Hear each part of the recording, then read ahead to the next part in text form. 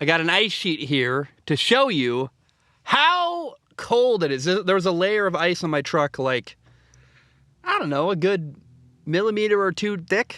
And I'm afraid of breaking this in my truck. I don't want it to break on me, but good morning, good afternoon. Oh, we got to say, oh my goodness. Good morning, good afternoon. Whatever it is for you, I hope you're having a fantastic day. My name is Zach Schaumler. This is Strong Opinion Sports, episode 533. For anyone who heard a loud sound, if you're listening on iTunes, I just closed the door to my truck. So that is what that loud noise was. Welcome in. I hope you're doing really well.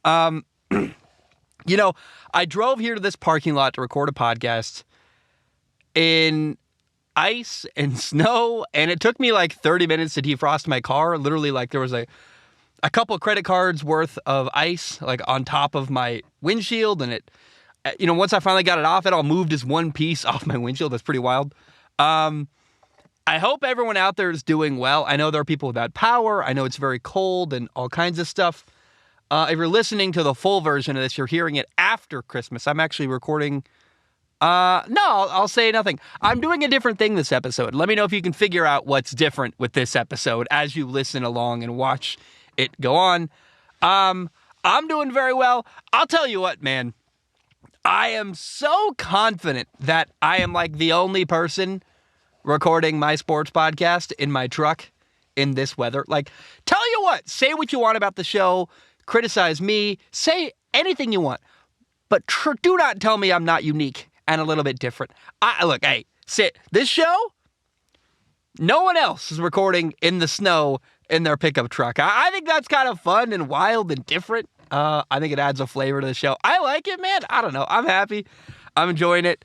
It is blisteringly cold. It's actually warmer today than it was when I recorded episode 532, which it doesn't feel warm. There's lots of ice on the ground, but I was actually colder last episode. Let's jump in. On Thursday Night Football, the Jaguars beat the Jets 19-3, and oh man, I know you want to hear me talk about Zach Wilson, but let's actually start with the Jaguars today. I cannot say enough good stuff about the Jaguars head coach, Doug Peterson. The dude has done such a good job. First of all, Doug Peterson does a great job using the unique talents of all of his players. I love the play design. I want to just share a couple of really impressive numbers. Zay Jones, Christian Kirk, and Evan Ingram. Zay Jones has 75 catches for 778 yards this year and 5 touchdowns. Christian Kirk, 76 catches, 988 yards, and 7 touchdown catches. And Evan Ingram has 68 catches for 723 yards and 4 touchdowns. It's crazy how evenly they're distributing the football. They've got guys making plays everywhere. Those are all people they added during the offseason. And there's a lot of really clever play design going on in Jacksonville, man. For example, against the Jets, they were calling like a tight end screen for Evan Ingram. Like, I love that. They're just putting their players in the best position possible to succeed every single week. And I loved the Jaguars' game plan against the Jets. They got the ball out of Trevor Lawrence's hands really, really quickly, and it totally neutralized the Jets pass rush. You can't sack Trevor Lawrence or even get pressure on him if he's getting rid of the ball right after he snaps the football. I mean, it was just beautiful, beautiful game planning. I want to talk about Trevor Lawrence because, oh man, he looked so good against the Jets. Not his best game of his life, but like, man, just efficient, confident. He knows the offense really well. He knows exactly where to go with the football. He was 20 for 39 passing for 229 yards. He also ran for 51 yards and a touchdown. In the last 7 games, Trevor Lawrence has 14 touchdown passes and only 1 interception. That's glorious, man. He's just gotten better and better and better as the year has gone on. The Jaguars are now 7-8. I think they're going to win their division and make the playoffs, which is so cool. Year 2 with Trevor Lawrence, first year with the head coach. A lot of people were doubting him and criticizing him and saying he was overhyped and all this stuff. And I think he was overhyped, but that's not his fault. Certainly he was a good quarterback. And oh my gosh, man, it's so awesome. It just all goes back to Doug Peterson, their head coach. This team is so full of energy and very motivated. They're like sharks smelling blood in the water. Everyone can sense that this team is headed in a really cool direction. And the players get it. They're fully bought in. Their sideline, man. You watch their sideline. They're so engaged. And I just could not be happier for the Jacksonville Jaguars, their fan base, Trevor Lawrence. It was pretty irritating when he has a bad game or two and people are like, oh, he's a bust. He's terrible. Ah! What? I don't know. I wasn't here for that. I had no patience for that or tolerance for that narrative. And it's really cool to see Trevor Lawrence doing well. Looks like they might lose a playoff game, which is pretty cool. Better than not making the playoffs.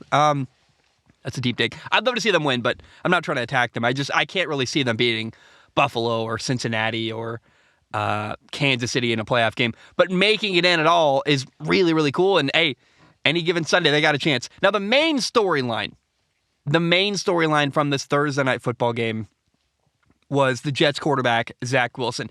Really, it was his failure that was the main story. Thursday night was the death of Zach Wilson's career as a New York Jet. He was awful. He was 9 for 18 passing, 92 yards, no touchdowns, had an interception. Although, I will be fair. The interception was a Hail Mary throw before halftime. Wasn't a good throw. I don't know what he was doing. He probably could have been picked off multiple times, but the interception in this scenario, it's just a guy trying to make a play as time runs out before halftime. Now, in this game against the Jaguars, and not the first time, Zach Wilson looked totally overwhelmed. He just does not look like a quarterback should in their second year. No confidence. That's sad. Some of that's coaching. Some of that's the fan base. Some of that's him. He's just launching deep balls into coverage, almost as if he's hoping a receiver just makes a crazy play. Just, runs around a little bit, throws up a deep ball late into coverage across the field. It's like, dude, that's not a good look. And what Zach Wilson has been doing recently is making Mike White look really good. Their other quarterback, their franchise quarterback at this point. The Jets could simply not move the ball with Zach Wilson as their quarterback. They got 3 points in the first half, but you know how they did that? They did that because Trevor Lawrence got sacked and fumbled, and that gave the Jets the ball at the 16-yard line. Hard to not score when you start with the ball in the red zone. In fact, things got so bad for the Jets offense that they actually benched Zach Wilson near the end of this game and put in their fourth-string quarterback, Chris Streveler, a guy who played in the CFL, a former CFL quarterback, and he did better than Zach Wilson. Chris Streveler finally got the Jets moving the football. He looked better than Zach Wilson did. He was 10 for 15 passing, 90 yards. He also ran for 54 yards. He had a drive going, actually. Someone fumbled, but he actually was moving the football. Way better than Zach Wilson was. It was a different offense, but it is scrappy and fun. I like it. And that statement, or I guess this statement, really shows how bad Zach Wilson was. He got outplayed by a CFL quarterback. Their fourth-string quarterback was better than Zach Wilson. Also, here's a thing that I think is crucial. The Jets' offensive line played better with Chris Streveler as their quarterback. How do you go from Zach Wilson to Chris Streveler and suddenly late in the game, the offensive line is just better? What's happening? It shows me the team has given up on Zach Wilson. When he's in, there's a sense of doom and gloom and hopelessness. They're not fighting for him. Mike White is a Jets quarterback. He actually gives them the best chance to win. Maybe the only chance to win. Because Zach Wilson, I root for the guy. It's not happening. He doesn't bring anything much of value to the Jets offense. Mike White executes at a really high level. And I wonder if Mike White had been the starting quarterback all year for the Jets, would they be a playoff team? They might be. They're 7-8. They're on the cusp. Win a couple more games, which they might have without Zach Wilson. I don't know. What if Mike White had been the starting quarterback all year? Remember, Mike White did not play in this game on Thursday against the Jaguars because he could not get cleared by doctors in time. He's recovering from a rib injury. What's really painful for Jets fans is that they've drafted two quarterbacks in the top 5 in a row that have both failed. Sam Darnold was a number 3 overall pick in 2018. Bam, he didn't work. Zach Wilson, the number 2 overall pick in 2021. Didn't work. Really, that's two quarterbacks in the top three within 3 years of each other that both have now failed. And I've heard people say Zach Wilson is the biggest bust in NFL history. That's so extreme and harsh. That's just not true. I don't know who's writing this stuff, who's saying this crap. Zach Wilson has had a good moment or two. He's not been good. I don't want this to be misunderstood, but people are always trying to say this extreme stuff. This is the new, most, biggest, worst thing ever. You've never... No, come on. Chill out. It's very, very dramatic to say Zach Wilson is the biggest bust in NFL history. You have got to be kidding me. That's nonsense. But it's not good. And, just... it's disappointing. I really wanted to see Zach Wilson this year take a step forward and show the world he's a franchise quarterback, and it hasn't worked out. He lost his job to Mike White. They're done with him. He was getting booed by Jets fans. It was awful. It was embarrassing. I felt bad for the guy. And I don't know what happened to Zach Wilson. I don't know why he hasn't worked out, but he hasn't worked out. And what we saw Thursday night was the last time we're probably ever going to see him play in a Jets jersey, which, wow, he didn't even last as long as Sam Darnold did. That's crazy, man. Oh, here's what I will say. It's clear to me that no one has any idea how to draft a quarterback. And that includes myself. I'm on the record saying stuff that is wildly wrong. Go look up my old takes about Justin Herbert around the time of that NFL draft. I'm embarrassed, maybe. I'm not even embarrassed anymore. I've had to change my tune. Obviously, I was wrong about Justin Herbert. Go look up my old takes about Justin Herbert or even Mike White, right? I'm not throwing shade. I don't want people to think that about this topic. What I'm saying is it's just true that nobody has any clue what they're doing. And people are going to think I'm covering my butt. No, not at all. But let's go through what's happened. Zach Wilson was a number 2 overall pick in 2021. He's lost his job to Mike White, who was drafted by the Dallas Cowboys, not even the Jets. Mike White was a 5th-round pick in 2018, the same draft that Josh Allen, Sam Darnold. They could have had Mike White all along. They drafted Sam Darnold, not Mike White. I don't know that Mike White would be who he is if he was drafted number 3 overall by the Jets in 2018. But that's crazy. Mike White's a 5th-round pick in 2018. He's better than Zach Wilson, who was the number 2 overall pick in 2021.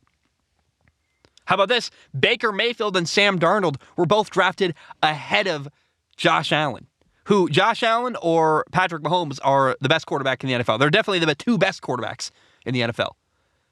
Josh Allen was not the number 1 overall pick. No one saw that coming. If they did, he would have been the number 1 overall pick by Cleveland. Lamar Jackson, by the way, was a 2019 NFL MVP. He was the 32nd overall pick. Someone picked Josh Rosen ahead of Lamar Jackson. Nobody knows what they are doing. Mitchell Trubisky was drafted ahead of Patrick Mahomes and Deshaun Watson. It's insanity. Nobody has a clue. Look at the 49ers right now. Their 7th-round pick, Brock Purdy, looks really good. Brock Purdy is throwing the ball better than the quarterback the 49ers started the year with, Trey Lance. And Trey Lance was the number 3 overall pick last year. How can that be? That your 7th-round rookie quarterback is better than the guy you drafted number 3 overall? Here's the point of what I'm saying. My new philosophy is that nobody knows anything. And I'm going to treat things that way. I don't know. You don't know. The NFL doesn't know. It's crazy. Clearly, no one knows what they're doing. I'm not going to pull out old takes, but people need to stop puffing out their chests and pretending like they have this secret knowledge that nobody else can figure out. Nobody knows what they are doing. It's just, you're gambling when you draft a quarterback. And no one has any clue who's going to go from college to the NFL and succeed.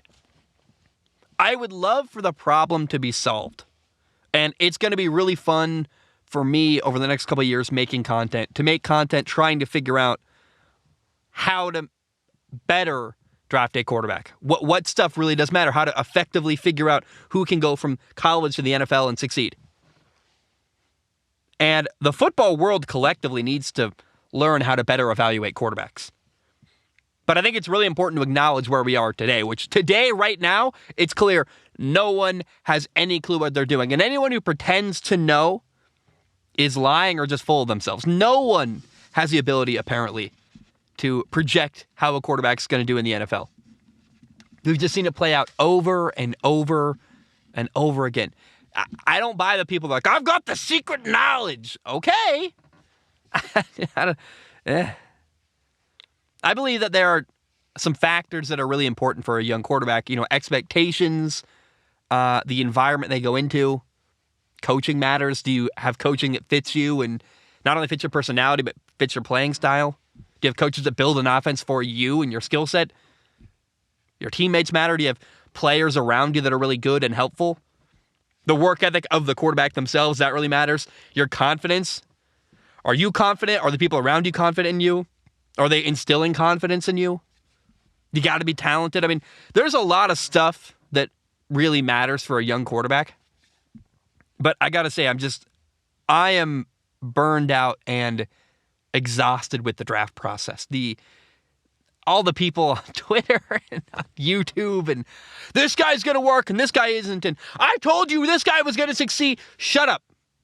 Shut up forever. No, nobody knows. And I am going to change my coverage this year when it comes to the NFL draft. I'm tired of people pretending they know what's best. And I'm excited to cover quarterbacks being drafted with, from the perspective of no one knows what they're doing. Let's see what happens. I have an open mind. There's a lot of guys in the draft this year that I'm excited to see where they go. And, when a team drafts a quarterback in the first round, it's an exciting moment. You're like, yeah, this is the future. This is our guy. It's our franchise quarterback. Yeah, I love that. And I think I know something about the quarterback position. It's fun to break down, but I think the best thing as a content creator for me, the most valuable thing I can do is analyze guys who are in the NFL. I love breaking down how, I can't wait to talk about Davis Mills this offseason and break down his film. How the heck did Davis Mills do this year? I think he's a quarterback who's talented on a really bad team that's holding him back. We'll see what the film says.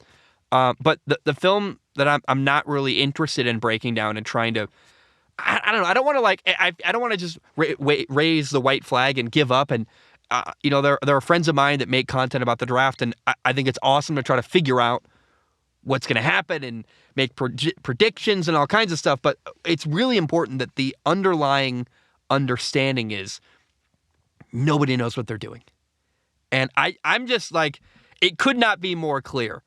Brock Purdy, a 7th round pick, is better than the guy the 49ers drafted number 3 overall. How is that possible? Zach Wilson has failed. Mike White, apparently, 5th round pick in 2018, he's the Jets franchise quarterback somehow. Nobody knows, man. And I'd love to talk to quarterbacks. Also, I don't get to sit in the room. I don't get to go to Indianapolis and interview them the way NFL teams do. But Arizona thought Josh Rosen was a better option than Lamar Jackson. It's clear to me no one has any idea what they're doing, and I just think that's an important statement to make. And that's the foundation of where I'm coming from for draft coverage this year, because I'm exhausted by the process. I'm exhausted by the people who are so sure they're right. Clearly no one is.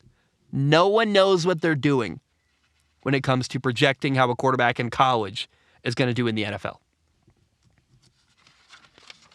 So, Zach Wilson is done as the Jets quarterback. But I still think he has talent. The dude can run around. He's got a good arm. He's a talented young man. He's 23 years old. And I don't like that people are ready to just throw Zach Wilson in the garbage. Go be a stockbroker, dude. Football didn't work out. I don't know. I want to see him get a second chance. I'd love to see Zach Wilson play with confidence for once. He hasn't looked like a guy who believes in himself in a while with the Jets. I'd like to see him with a different coach in a different situation. There are at least 9 places I'd love to see Zach Wilson go. I'm going to go through them in no particular order, but number 1 is Washington. Imagine Zach Wilson going to Washington and getting to sit behind Taylor Heineke and develop. He started day 1 as a rookie. Day 1, 2021 against Carolina. He was a starting quarterback week 1 for the Jets. He never got to sit and learn. And Washington is a borderline playoff team. They're not going to have a high first-round pick. They're not really in a position to draft a quarterback in the first round. So Washington, Taylor Heineke's their guy until they find someone more talented and better than Taylor Heineke. Maybe Zach Wilson can become that guy over time. I like the idea of taking the flyer on Zach Wilson. You got good receivers. You got a quarterback figured out now. Why not add Zach Wilson to your roster and see if in time he can develop into a better quarterback for you to have as a franchise quarterback? He's really talented, and I hope someone takes a chance on him. Another place I'd love to see Zach Wilson is Minnesota. The Vikings are loaded with weapons everywhere on offense. They've got this awesome offensive head coach, Kevin O'Connell. Let Zach Wilson be the backup quarterback to Kirk Cousins. And maybe someday he'll get another shot. Kirk Cousins gets sick and can't play or gets hurt. You never know. I want to see Zach Wilson somewhere with a coach who would help him out, help him grow, help him develop. And then maybe when he gets a shot, he's more prepared and plays well. Detroit is also an interesting idea. Detroit has Jared Goff at quarterback. They've got a couple early first-round picks. I am convinced the Detroit Lions, I almost said Jets, I'm convinced the Detroit Lions need to spend their high draft picks this year building their roster, building around Jared Goff. What's the harm in bringing in Zach Wilson, a talented backup that could learn the system and maybe see if something's there? I like that idea. That's fun. Why not? New Orleans quarterback situation is a disaster. They also do not have a first-round pick. The Saints don't. So again, you bring in a talented young quarterback, Zach Wilson. What's really that different between Zach Wilson and a young quarterback in the NFL draft? It's two guys who are unproven. You got a 23-year-old young quarterback, Zach Wilson. You got to give him confidence, but I view Zach Wilson as an available quarterback who's young and comparable to somebody in the NFL draft. And I would rather have Zach Wilson and try to make it work with him and teach him how to play quarterback than some of the guys available in the NFL draft this year. I don't know what it hurts to bring in Zach Wilson and try to develop him. And for the Saints, is Andy Dalton your guy long term? What's the risk with trying to bring in Zach Wilson? Here's the thing. I'm not ready to just throw Zach Wilson away. Again, he's a former number 2 overall pick. There's a reason for that. I'd love to talk to him. I'd love to hear what went wrong from his perspective. I worry that maybe Zach Wilson's toxic mom is kind of a problem. Zach Wilson is not going to do an interview.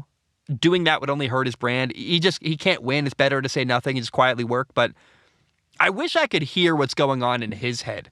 Why he thinks things have gone wrong with the Jets and what he's working on as a quarterback. Zach Wilson, if you're out there, reach out to me. I'd love to hear from you, and we can have a quiet conversation off the record. It wouldn't be the first time I've done that with high-level quarterbacks, and I'd love to understand what is going on in your head. Now, Zach Wilson would also be really interesting in Miami.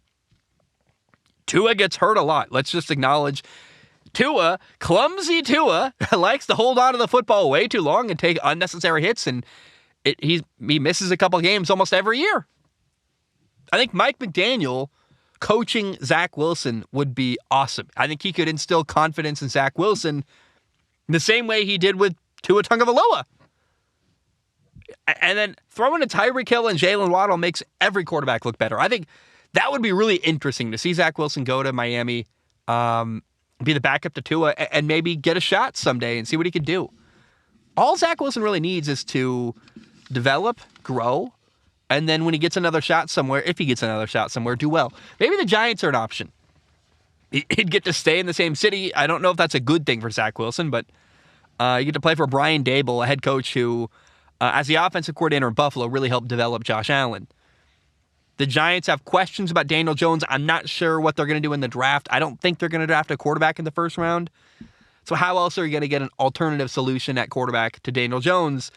I think you let Zach Wilson be the backup and see if maybe over time he could eventually challenge Daniel Jones as the best quarterback for the Giants. Tampa is a great option. We don't know what they're going to do at quarterback. If Tom Brady stays, you get to sit behind Tom Brady and grow and be a sponge and try to learn from him. If Tom Brady moves on, they got great weapons in Tampa. They've got a struggling offensive line. Really what they need, frankly, I watch a lot of the Buccaneers, they need a quarterback who's mobile. The Buccaneers need a quarterback who, when, the offensive line makes a mistake, they need a quarterback who can make someone miss and extend a play. Zach Wilson can do that.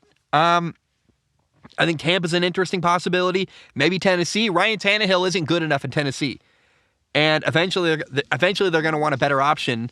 But you can't spend first-round picks on a quarterback when you got Ryan Tannehill who's good enough. Maybe Zach Wilson could become the guy in Tennessee. Here's the worst option I think of, but it's maybe possible. What if the Jets traded for Derek Carr? What if you trade Zach Wilson and a first-round pick? Like, it would not be... You'd be trading Derek Carr for a draft pick and maybe a player, and then you can throw Zach Wilson in there. I'm not sure that the Jets would even want Derek Carr. Again, I don't think this is the best idea I have. But how would Zach Wilson do playing for Josh McDaniel? Josh McDaniels, there's an S there in Vegas. Last one, this isn't on my list, but how crazy would it be if Zach Wilson went to the Patriots? Go be Mac Jones' backup. Maybe eventually he's better. I don't know. I'm throwing stuff out there at this point.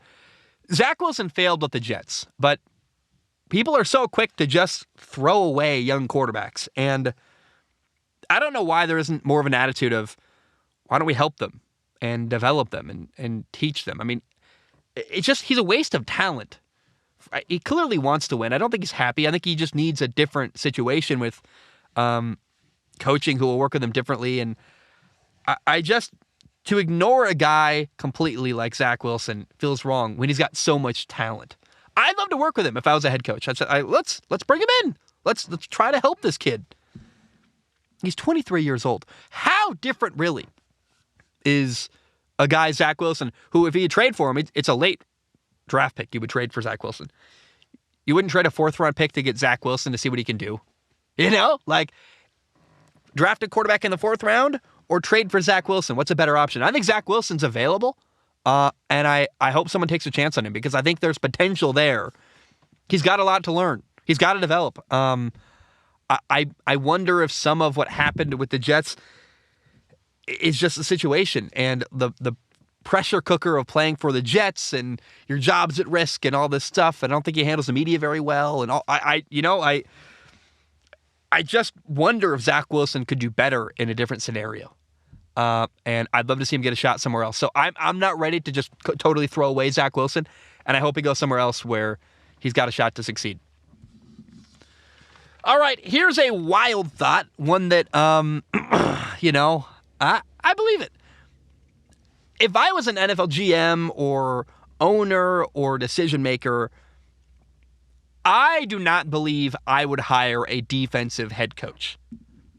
It's not to say that defensive-minded head coaches don't win. Bill Belichick won 6 Super Bowls. Clearly, a defensive coach is not the worst idea. You can win, you can do well.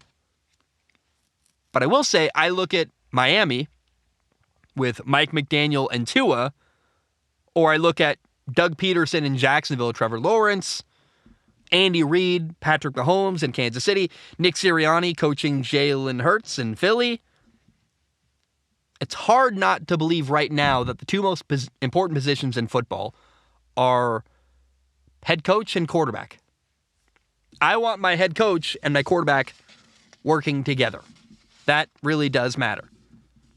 I don't even think it's a radical thought to say I would rather have security where I have a coach working with my quarterback who's not at risk of leaving. For example, look at the Jets with Robert Saleh. They've got a defensive-minded head coach. He's great, by the way. Look at the way Robert Saleh has turned around the Jets' defense. It's extraordinary. It's really good. I credit Robert Saleh. He's an awesome coach. I root for him. I like him. I also like that when he mismanaged the clock last week, he owned it after the fact. He said, look, I made mistakes. I thought that was pretty cool. That gains respect in the locker room. I really like Robert Saleh. Matt LaFleur, the Packers head coach's brother, Mike LaFleur is the offensive coordinator and play caller for the New York Jets. Let's say next year, the Jets quarterback, Mike White, is amazing. Mike LaFleur the coordinator, play caller, suddenly is going to be a head coaching candidate. And whether it's next year or 2 years from now, if Mike White does well long enough, you're going to see Mike LaFleur's name thrown out there as a head coaching candidate. And if he leaves, you lose him, and you lose the guy who helped your young quarterback, Mike White. You got this awesome quarterback, great. Suddenly now you got a problem. You need a new offensive coordinator. If you hire an offensive-minded head coach, you're never at risk of losing the guy who helped your quarterback. That is why I wouldn't hire a defensive coordinator. It's very simple. Defensive head coaches mean that that's the guy with the most job security, the head coach.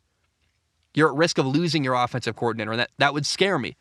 Now, I have a perspective that's a bit skewed. I played college football. I loved my head coach. I went there for my head coach. He was awesome. I was in his office like every day. I really had a great relationship with my head coach when I played college football. However, he was the defensive head coach. He ran the defensive side of the football. He was not the offensive coordinator. He gave all the power over the offense to the offensive coordinator. And when I realized that, I was like, oh, crap. When I was looking at coming here, I was talking to the head coach. I'm friends with the head coach. I love the head coach.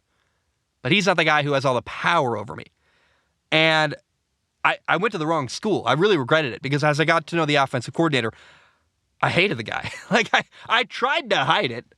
But the dude was annoying. I had so many disagreements with him. I didn't like his approach. I just didn't like him, and I didn't trust him. We didn't connect.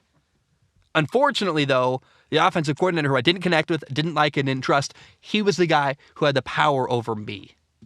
So I acknowledge I am skewed when I say, my experience definitely impacts me. And when I say I wouldn't hire a head coach, there's some of the background there. But the root of why I would say I wouldn't hire a defensive head coach is that, again, you run the risk of losing your offensive coordinator. That scares me. And you can succeed. Watch, the Buffalo Bills have a defensive head coach. They lost their offensive coordinator, Brian Daboll, but they kept Ken Dorsey. The quarterback coach became the offensive coordinator. It kept some continuity. You can survive losing your offensive coordinator, but why would you want to do that when you don't have to? Mike McDaniel runs the offense in Miami. He's not going to leave for a head coaching job because he's already a head coach. He's been promoted as far as he can. If you had a defensive head coach in Miami right now, and Mike McDaniel was the offensive coordinator coaching Tua, I would be terrified. I'd be like, man, Mike McDaniel's about to leave and go be head coach somewhere, and then the guy who's helped Tua is going to leave. So solve the problem. I would hire an offensive head coach almost exclusively if I was a NFL decision maker. I want the guy who works closely with my quarterback also to be my head coach. The two most important positions in the NFL, coach and quarterback. And if I ran a team, I would not hire a defensive head coach. That is why. All right. I watched the new Arizona State head coach, Kenny Dillingham, address season ticket holders. It's kind of a deep cut, kind of weird if you listen to the full podcast, but I thought it was really interesting, kind of a fun way to get to know the new head coach, Kenny Dillingham. Remember, he was the Oregon Ducks offensive coordinator. He helped Bo Nix put up incredible numbers. It's exciting. He's a guy from Arizona, coached at Arizona State. That's how he got his start in coaching. Went to Arizona State. Number one, I got to give a critique to this video. It seems like an important video. You're addressing your season ticket holders. Why did they film it with such a crappy microphone?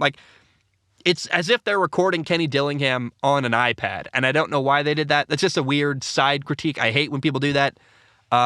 Use a good microphone. It makes a massive difference. Who cares how it looks? It's got to sound good.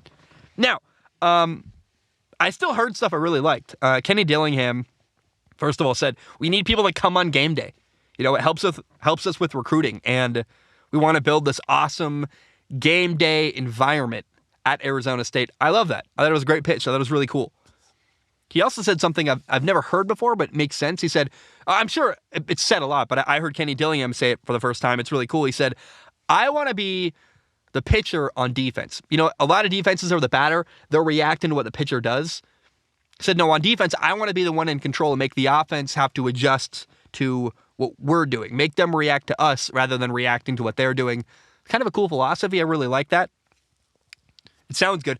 I don't know what it means exactly, how you play that out, but let's see. How do you dictate terms on defense schematically? I'm not exactly sure, but we'll find out. We'll watch Arizona State, and that's really interesting to me. Another little tidbit, Arizona State actually hired Beau Baldwin as their offensive coordinator. Really cool hire. He actually was, he once worked at Eastern Washington University, won a national championship there. He's fantastic. I really like Beau Baldwin. Rooting for them there. He also said this term, Kenny Dillingham did, I want to activate the Valley. What does that mean? And he kind of makes the Valley in Phoenix sound like a small town, which is kind of cool. He wants to generate excitement. And look, Arizona State is a great place to recruit to because I'd rather be there in the winter than dealing with snow and ice like I'm dealing with right now. It's cold as heck. It's 24 degrees outside. I'm miserable. I know it's not cold in Arizona. That's great. It's a fun place to live. A lot of stuff to do. Easier place to recruit to than a lot of places in the Midwest. He also, answered questions from season ticket holders directly. He spoke about having honest and direct communication with players. He's like, we got to be able to say stuff that players don't even want to hear sometimes. We got to be honest, and that's number one. I like that. I don't get the sense he's the kind of guy that would lie to recruits and get them in under false pretenses. A lot of coaches in college do that. They tell you one thing when they're recruiting you. Then you get there on campus, you're kind of stuck there, and you realize everything I was told wasn't true. You just said that to get me to sign here. In-state recruiting is really big to Kenny Dillingham. He hired coaches from Arizona, coaches who, at the high school level, won multiple national championships. He said we got 3 coaches who've won state championships in Arizona. So he's hiring coaches who are well connected in the state. I don't know, man. This little address, it's not only going to appeal to like a narrow audience of people that like the Arizona Sun Devils, but I thought this video was interesting because it's kind of a fun way to get to know Kenny Dillingham, a guy who I'm really rooting for. I don't know what to expect from him at Arizona State. They've got a lot to overcome as a program, but he's 32 years old, full of energy. He's from there. I really hope that in a couple years from now, when I look at Kenny Dillingham and Arizona State, they're winning and doing well. I'd love to see that. And, it was kind of, like I said, an interesting way to get to know Kenny Dillingham. All right, let's now talk about the rest of the weekend. And let me know, is there anything you think I might have done differently this episode? As I'm kind of teasing you, I'm in a different location. And anything maybe I've done differently this episode? Now, I really, really need your help. So if you're listening to this, please, I'm actually begging you, I need you to send me a message about what you're about to hear, whether it's on Instagram or Patreon or just a YouTube comment. I really, really need to hear your guys' opinion on what I'm about to say. I'm really asking you for a solid here. I'm about to dump a lot of information about the show and the future of the show and what's going to happen, or maybe not. I don't know.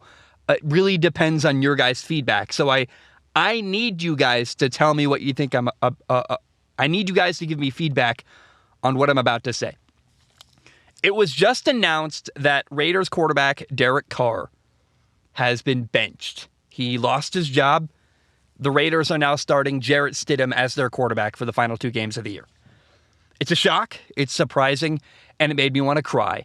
Not for the reason you think, though. Not because I love Derek Carr and I'm so heartbroken, but because I find myself stuck in a rock and a hard place with the way I've designed my life. I think there are 2 really important details you need to know. A, I'm not doing well financially, like at all. The show doesn't make enough money. I work so many hours, and if I got paid a minimum wage rate, I would make way more money than I make now. Like, I do not get paid nearly enough based on how much I work. I also, I'm driving for DoorDash a ton to survive, to, fill in the gaps and make enough money to pay my bills. And I'm putting all this effort in. I'm not making enough money. People seem unhappy. And I really do not have a person in my life that I trust to go to for career advice. And that makes me sad, but that's really honest. I just don't trust anyone to help me. Actually, the only people I do trust are the people who listen to the show, and therefore are basically my boss. And so I need help. I made a decision a while back to stop doing film analysis videos because for a whole year I couldn't access film, and it's a whole mess. I had a whole lot of stuff going on behind the scenes. The result was I do not trust the NFL at all. I don't trust them. I am terrified to tie my survival to the ability to access film, because that feels like at any point it could just get turned off, and then I'm screwed and I don't know what to do.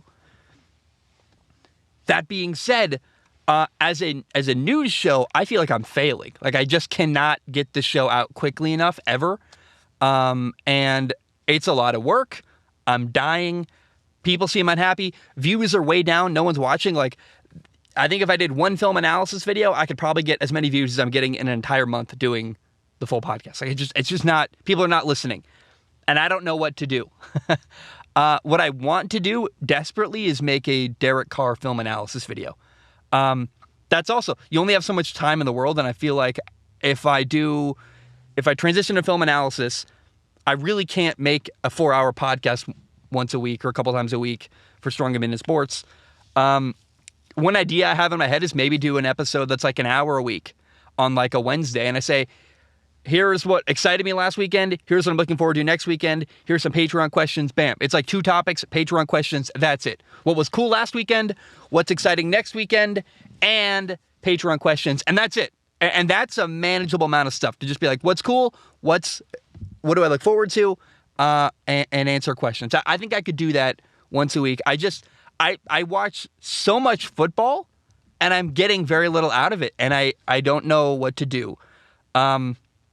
The reality is maybe no one answers, and I just have to make a decision. But what I really want to know is, would you rather me do more film analysis and less podcast? Because it's a scary reality. I don't trust the NFL, but the content I want to make isn't being made. And in the world of news and opinions, like, I'm sick of everybody's opinion. I don't give a flip what you think, and a lot of the stuff is manufactured in the sports world. I'm exhausted by the whole process.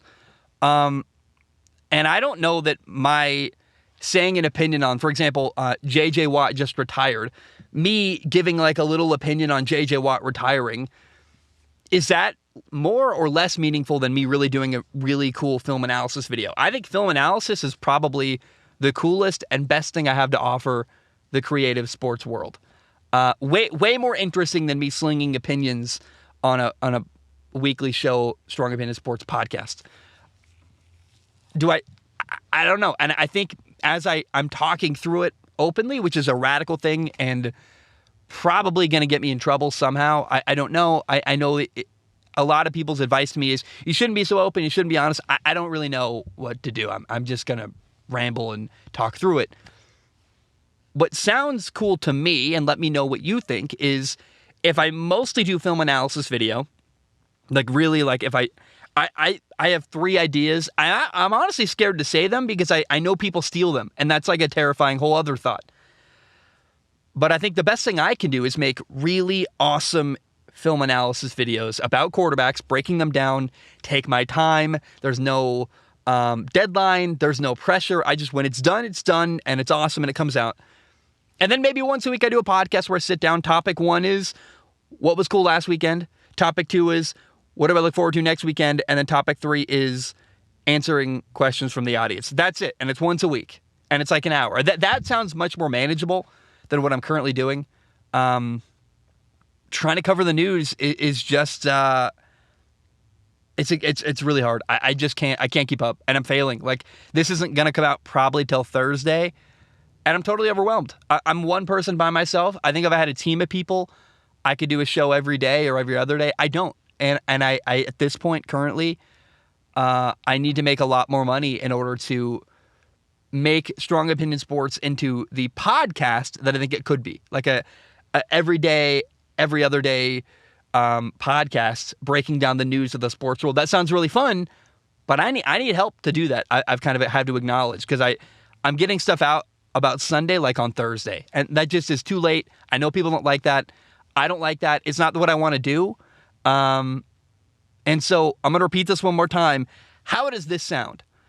a weekly podcast, Strong Opinion Sports, where the formula is I talk about here's what's cool from last week, here's what I look forward to next weekend, and let's answer some Patreon questions. I also I don't want to cut the podcast entirely because I need the money from Patreon to survive. But also, that sounds fun. It's a simple formula. I can do that. It's once a week, Strong Opinion Sports, the podcast, and it's what was cool last weekend, what do I look forward to about next episode, and then answering questions. I can do that. One episode a week, Strong Opinion Sports, the podcast. Then all my rest of my time would go into making film analysis videos, which I think I can make really incredible work there that is noteworthy and awesome and that people like and will get more views, and I think I'll make more money and be happier and also not stressed all the time, which it's been really hard, to not have enough money, to be trying to keep up with the news cycle. I feel like I'm fighting a losing fight. So let me know how that sounds to you. A weekly podcast. It's a little more simple. It's just what was fun, what do I look forward to, answering Patreon, and then answering questions. So it'll be 3 topics basically. And then most of my time I'll be working on film analysis video, which I want to make. There's a reason I started doing that with the Josh Rosen and then Kyler Murray film analysis years ago. It's fun. I love it. It's my favorite thing I've ever done. And I had to shelve it because I lost trust in the NFL and all this stuff. So I'm repeating myself now. But I really, really, really would like to hear from you guys what you think. How does that sound? I'm probably going to do that anyway, being honest, because as I talk through it, that sounds like a massive burden lifted off my chest. But let me know. I'd love to hear what you guys think. And please, please, please tell me what you guys think about that idea moving forward for Strong Opinion Sports. All right, let's talk about the rest of the weekend. On Christmas Day, Miami lost to Green Bay 26-20, and Tua played bad again. He was 16 for 25 passing, 310 yards, 1 touchdown, 3 interceptions. Miami has now lost 4 games in a row. They're currently 8-7. And right now, Miami is still the number 7 seed in the NFL. They have a shot to make the playoffs, but they're at risk of missing the playoffs. And, they're only 1 game ahead of New England and 1 game ahead of the Jets. They're 8-7. They were 8-3 at one point. If the playoffs were today, Miami would play Kansas City, and that would be a fun game. I really believe that. But what I'm seeing is that Tua playing badly, in my opinion, is inviting a quarterback competition in Miami. Whether that's Teddy Bridgewater, or what I hope happens is I hope honestly, I love Tua. I've said that many times. I've got a tiny Tua shirt. I've got a Tua jersey. Tua's like a player I want to see succeed so badly. But he's not doing well. He's not succeeding, and he's not playing well. I would like to see at this point Miami bring in an alternative option at quarterback and someone to challenge Tua, because the team is ready to win. Miami's got a great pass rush. They've got incredible receivers. They've got a really good system. They need a quarterback to execute that system, and Tua's becoming a problem, holding back this football team. 4 games in a row, the 49ers, where they lost to Brock Purdy. The Chargers, Buffalo, their second game against Buffalo, Tua at the end of the game. Josh Allen was better. Now Green Bay. 4 games in a row now, I've seen the opposing team have a better quarterback than Tua. And one of them was a rookie 7th-round pick. That's really, really concerning. And so I just am hoping that Miami will open up the quarterback position and say, we're holding a competition, and the best guy's going to play. But I love Tua. But I honestly, at this point, I love Mike McDaniel more. And I want to see Mike McDaniel succeed. And I would hate to see Mike McDaniel hitch himself to the wrong horse, Tua, who's going to hold the team back. And maybe competition would bring the best out of Tua. But what I saw, Tua had 4 fourth-quarter interceptions against Green Bay on Christmas Day. That's not going to cut it, man. Really bad ones, by the way, too. Miscommunications or bad reads. One was just an airmail to Tyreek Hill. I don't know what he was doing. Head-scratching, horrible interceptions. And so I'm begging at this point Miami to have a quarterback competition. Bring in someone else to challenge Tua because the team is ready to win and Tua is becoming a problem. It's worth noting, by the way, Tua got a concussion. He will not play Week 17 on the road at New England. So Teddy Bridgewater is the next man up, and I think Teddy Bridgewater can do better than Tua, which is wild, but I also believe that. Also on Christmas Day, the Rams beat the Denver Broncos 51-14, and Baker Mayfield, the Rams' kind of new quarterback, played really well. Baker was 24 for 28 passing, had 230 yards, 2 touchdowns, no interceptions. It's also worth noting that Cam Akers ran 23 times for 118 yards and 3 touchdowns. I really think Sean McVay's system in LA operates at its very best when they've got a really good running game. That's what we got to see on Sunday, Christmas Day. I remain very, very curious about Baker Mayfield's future because clearly he can play, but I think he needs help. And as I look around the NFL, I don't see a situation where there's just not a lot of good NFL teams that need a quarterback. Like, if your team is good, it's because your quarterback is good. Baker needs to go somewhere, I think, that has good receivers, a good offensive line, a good defense. I think he needs help to win, but doesn't every quarterback? And maybe the Jets are an option. Would Baker go to the Jets? Is Baker an upgrade over Mike White with the Jets? I don't know. But what good team also needs a quarterback and also has a good coach? I don't know. That leads me to a question from Davis on Patreon, patreon.com/Zach Schaumler, patreon.com/Zach Schaumler. Good way to support the show. Davis wrote in and said, "Merry holiday season from my home to your podcasting pickup. Baker looked good on Christmas. If you're the Rams, are you risking to pay an aged Matthew Stafford next year who could get hurt easier, or the younger Baker Mayfield?" So Davis asked the question assuming that there's an option for the Rams to pick Baker Mayfield instead of Matthew Stafford. I want to clarify something. The only way that Baker Mayfield stays in LA as the starting quarterback is if Matthew Stafford retires, because Matthew Stafford is already under contract through the 2026 NFL season. So all the way through 2026, Matthew Stafford's locked up. There is an out in the contract where after the 2025 season, the Rams could walk away for a much smaller penalty. However, let's acknowledge another thing. The Rams and Sean McVay appear to be a perfect system and situation and fit for Baker Mayfield. But unfortunately, I think LA is not a long-term solution, a long-term spot for Baker to play, unless he wants to be the number 2 guy. And I think that would be very smart for Baker. As I look around the NFL, I don't see a lot of opportunities where Baker's going to be not only handed a starting job, which I think is not going to happen anywhere for Baker at this point, but also that it is a good situation where he could succeed. Like, Carolina was not a good opportunity for Baker. And what team around the NFL doesn't have a quarterback that's ready to win? Maybe Miami, but that's it. And I'd love to see Baker go to Miami. That would be really fun and really interesting. But other than the Jets and Miami, can you name a team that needs a quarterback, potentially, and has a pretty decent roster? I can't. One solution is stay in LA. Be the backup. Matthew Stafford might get hurt again. He also could retire sooner than we think, before the 2026 season. I think to stay in LA, a great town if you're rich, near Lincoln Riley, your college head coach, your wife's happy, it's sunny, it's warm, it's certainly not cold Cleveland in December. I think you stay in LA, you fight it out, you enjoy living there, and you never know.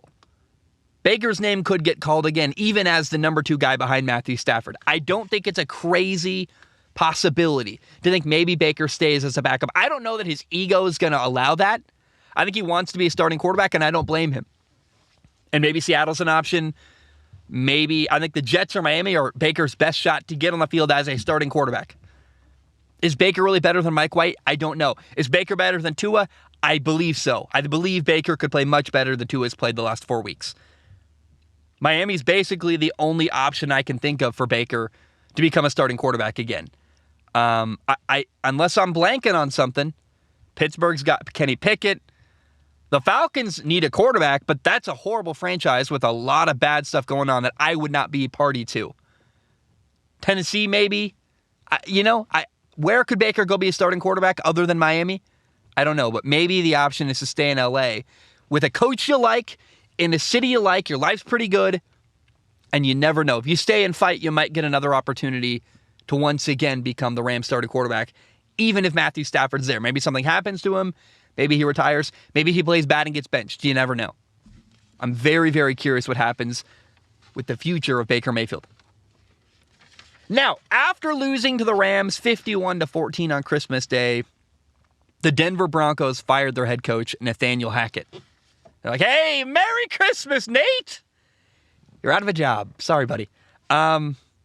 We saw this coming. I thought Nathaniel Hackett was going to was going to last until the end of the year at least. But it was a horrible year. The team is 4-11. Russell Wilson, who I think going into the year was a borderline Hall of Fame quarterback, maybe has played himself out of the Hall of Fame. He's got 12 touchdowns and 9 interceptions this year. Russell Wilson's been awful. There was an altercation on the sideline. I think that's ultimately the final straw, was ownership and management seeing the Broncos players fighting and looking at Nathaniel Hackett just appearing like he has no idea how to control the situation. Losing 51-14 also shows that you're not making progress as a franchise. So I think Denver excused Nathaniel Hackett for all those reasons above, right? The fighting, the bad play, the lack of progress. I mean, I guess Nathaniel Hackett lasted longer than Urban Meyer, maybe is a silver lining there. I'm not really sure. But the dude was very much in over his head. And I'm curious if not only was it, hey, our players are fighting, it's just not good what's going on in Denver. I wonder if part of what's going on is Denver's trying to grab the attention of Sean Payton, the former Saints head coach. By the way, the Broncos have remained committed to Russell Wilson. So, and they have to because they're paying him. They got like another couple $100 million they still owe Russell Wilson, which is insane, but true. But I wonder, could Sean Payton be the next head coach of the Denver Broncos? And is any of the timing related to, let's be the first people to contact Sean Payton about being our head coach? I don't know. I don't know how that process works behind the scenes. I don't even know if technically you're allowed to contact him. But, oh man, would you want to work with Russell Wilson, I think is a question. I think Sean Payton is going to have the pick of the litter. He'll be able to go wherever he wants in the NFL. He not only saved Drew Brees' career, but then he turned Drew Brees into a Hall of Fame quarterback. He made the New Orleans Saints, a horrible, historically bad franchise, into a Super Bowl winner and a perennial winner who every year was in contention. Sean Payton's going to go wherever he wants. Is Russell Wilson the quarterback he wants to work with? I don't know. Would you want to work with Russell Wilson? The weird... I don't think I would. Is there anything left to work with there? I don't know. But I wonder if Sean Payton is the next head coach of the Denver Broncos. All right, the battle to win the AFC South is getting really, really interesting. Not only did the Jacksonville Jaguars win on Thursday Night Football, but also this weekend, Tennessee lost. And so as a result, the Titans and Jaguars are both tied at 7-8. And the Jaguars are actually technically first in their division. Mathematically, they're first, even though they have the same record. Week 18, Tennessee will play at Jacksonville. All the Jaguars have to do in order to make the playoffs and win their division is win 2 games. You win 2 games, you beat Houston, who's got the number 1 pick and is the worst team in the NFL. You beat Houston, and then you beat Tennessee. You're in the playoffs. And by the way, Tennessee has a backup quarterback, Malik Willis. They lost their starting quarterback for the year. It's an incredible opportunity that's been handed Merry Christmas to the Jacksonville Jaguars. I'm excited about that. And how about this? Is there a potential for Doug Peterson to be considered as coach of the year? I think it's Kyle Shanahan. It's probably Kyle Shanahan, Kevin O'Connell, and then third would be Doug Peterson, the Jaguars head coach. But let's acknowledge, man, the Jaguars were absolutely garbage last year. They were horrible. Urban Meyer was a massive problem. People were saying Trevor Lawrence is a bust. Now look where they are. The Jaguars are probably going to make the playoffs. Trevor Lawrence looks like a franchise quarterback. The offense is awesome. The defense is playing well.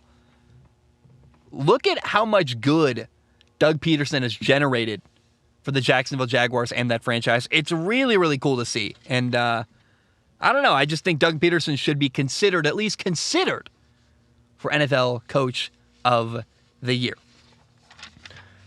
All right. Do you hear a leaf blower? I do, but I'm not sure where it is. And if you can't hear it and I move, it's a wasted move. But I am considering driving to another location simply to get away from the leaf blower, because I hate leaf blowers. They drive me nuts. And I really don't want leaf blower in the background of the podcast. So I guess hold the thought. I'm going to drive somewhere else, and I'll be right back, I guess. All right. I've moved locations. I'm now in a Target parking lot, backed up against some shrubs, some greenery. There's a road behind me. Car just going by behind me. I actually think in a weird way, the cars behind adds kind of a fun atmosphere, maybe. I don't really know. Let me know what you think. Let's just all pray and hope nobody moons the camera or does something to get me demonetized. But to be totally honest, I think no one can even hear, or no one can even tell I'm recording back here. Now, my fear is that there was a leaf blower going really loudly in the background. My fear is that you guys couldn't even hear it, which would be, it means I moved for no reason, but I'm really pushing my comfort zone now in a much busier parking lot and in a place I've never recorded before. But screw it, why not? Here we are. Let's talk about the Carolina Panthers. The Carolina Panthers beat the Detroit Lions 37-23. Both teams really, really needed to win. It was basically a playoff game. They're both fighting to get in. And what's noteworthy here is the game was not close. Carolina played really, really well. And the Panthers actually led 31-7 in the second half. They pulled away. They had a massive lead, and the Lions kind of pulled closer. But really what's interesting is Panthers quarterback Sam Darnold played very, very well in this football game. And it feels like Carolina has found their franchise quarterback, which I would love to hear from Jets fans. How do you feel about Sam Darnold doing well recently? You know, the Jets drafted Sam Darnold. They didn't support him very well. And then he got replaced by Jets quarterback Zach Wilson, ultimately, who would not work out either. So the Jets fans feel really sad that they let a really good quarterback walk away, who had to be coached by Adam Gase into oblivion. I'm not really sure. But what if Sam Darnold makes the playoffs and the Jets do not? How much would that sting to watch your old quarterback? Oh, man, it's interesting. Like, a fun question for this weekend is, who's going to play better this weekend, Mike White or former Jets quarterbacks? The Jets are playing at Seattle against Geno Smith, who they drafted. Geno Smith is now the starting quarterback in Seattle, and Sam Darnold has an opportunity to make the playoffs with Carolina. So two former Jets quarterbacks potentially could play well this weekend. We'll see how Mike White does for the Jets. I'm just, side note, but I'm interested in that. Carolina is 6-9 now. They're one game behind Tampa. Tampa's 7-8. Carolina's next game at Tampa is basically a playoff game. That's going to have massive, massive implications. I cannot wait to see what happens this weekend to the Carolina Panthers. Now, the Detroit Lions are 7-8. They're behind Seattle and Washington. Not Seattle, Washington, but the Seattle Seahawks and the Washington Commanders for the number 7 seed. They're battling. They're close. Playoffs are still possible, but losing this football game definitely was a blow. And, you know, Detroit's next two games, they play Chicago and then Green Bay. And that Green Bay game could have both teams, you know, it could be a situation where the winner gets in, which is really, I'm hoping for that. Keep your eye on the Detroit Lions. They're not dead yet, but losing here was a massive deal. Now, the NFC South is very, very much up for grabs. I am not impressed at all with the Tampa Bay Buccaneers. Here's the thing. We get to choose what we root for. And if the NFC South is going to have somebody win that division and have a playoff game, I think Carolina is a much more fun story than Tampa. Tampa's been there before. They're also not very good. It's Tom Brady. Wouldn't you like to see the new kid on the block, the Carolina Panthers, make the playoffs? That sounds fun and exciting. Sam Darnold in a playoff game. Here's the thing. Whether it's Tampa or Carolina, neither team is likely to win whatever playoff game they have. I mean, Tampa just barely beat Arizona 19-16, and Arizona had a third-string quarterback, Trace McSorley, playing. Tom Brady threw 2 picks. It was ugly. So, would you rather... Basically, who would you rather see lose a playoff game? Tom Brady in Tampa or Carolina? I would rather watch Carolina make the playoffs, and at least it's a fun new storyline, than Tampa Bay doing it again and losing a game I'm sure they're going to lose. I don't know. I'm just... Tampa's offensive line is such a problem, and it really holds them back, and Tom Brady's all kind of out of sorts. I just would rather see Carolina win that division, the NFC South. The 49ers beat Washington 37-20. Interesting bit of news from this football game. In the fourth quarter, Washington benched their quarterback, Taylor Heinicke. They put in Carson Wentz, their former starting quarterback. He played well. Carson Wentz led a touchdown drive.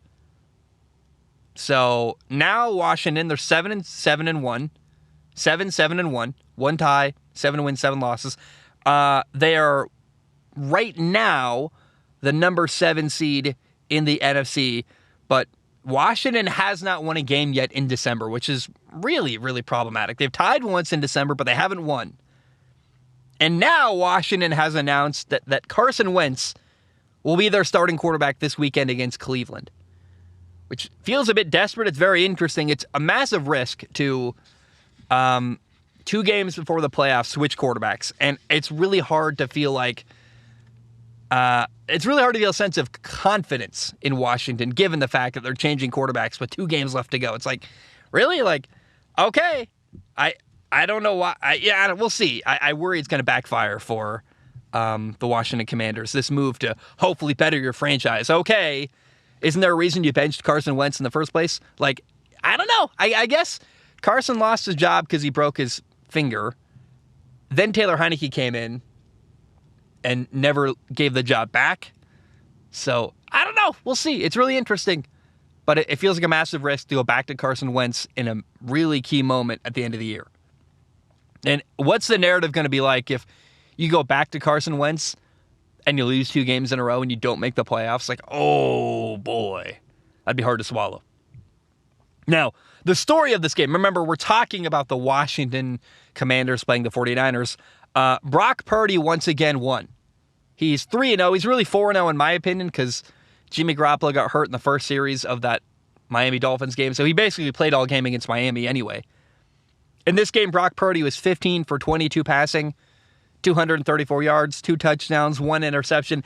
It's worth noting, I don't know how much this matters. I'm going to share some information that I'm not sure is valuable or not, but it's just worth putting out there.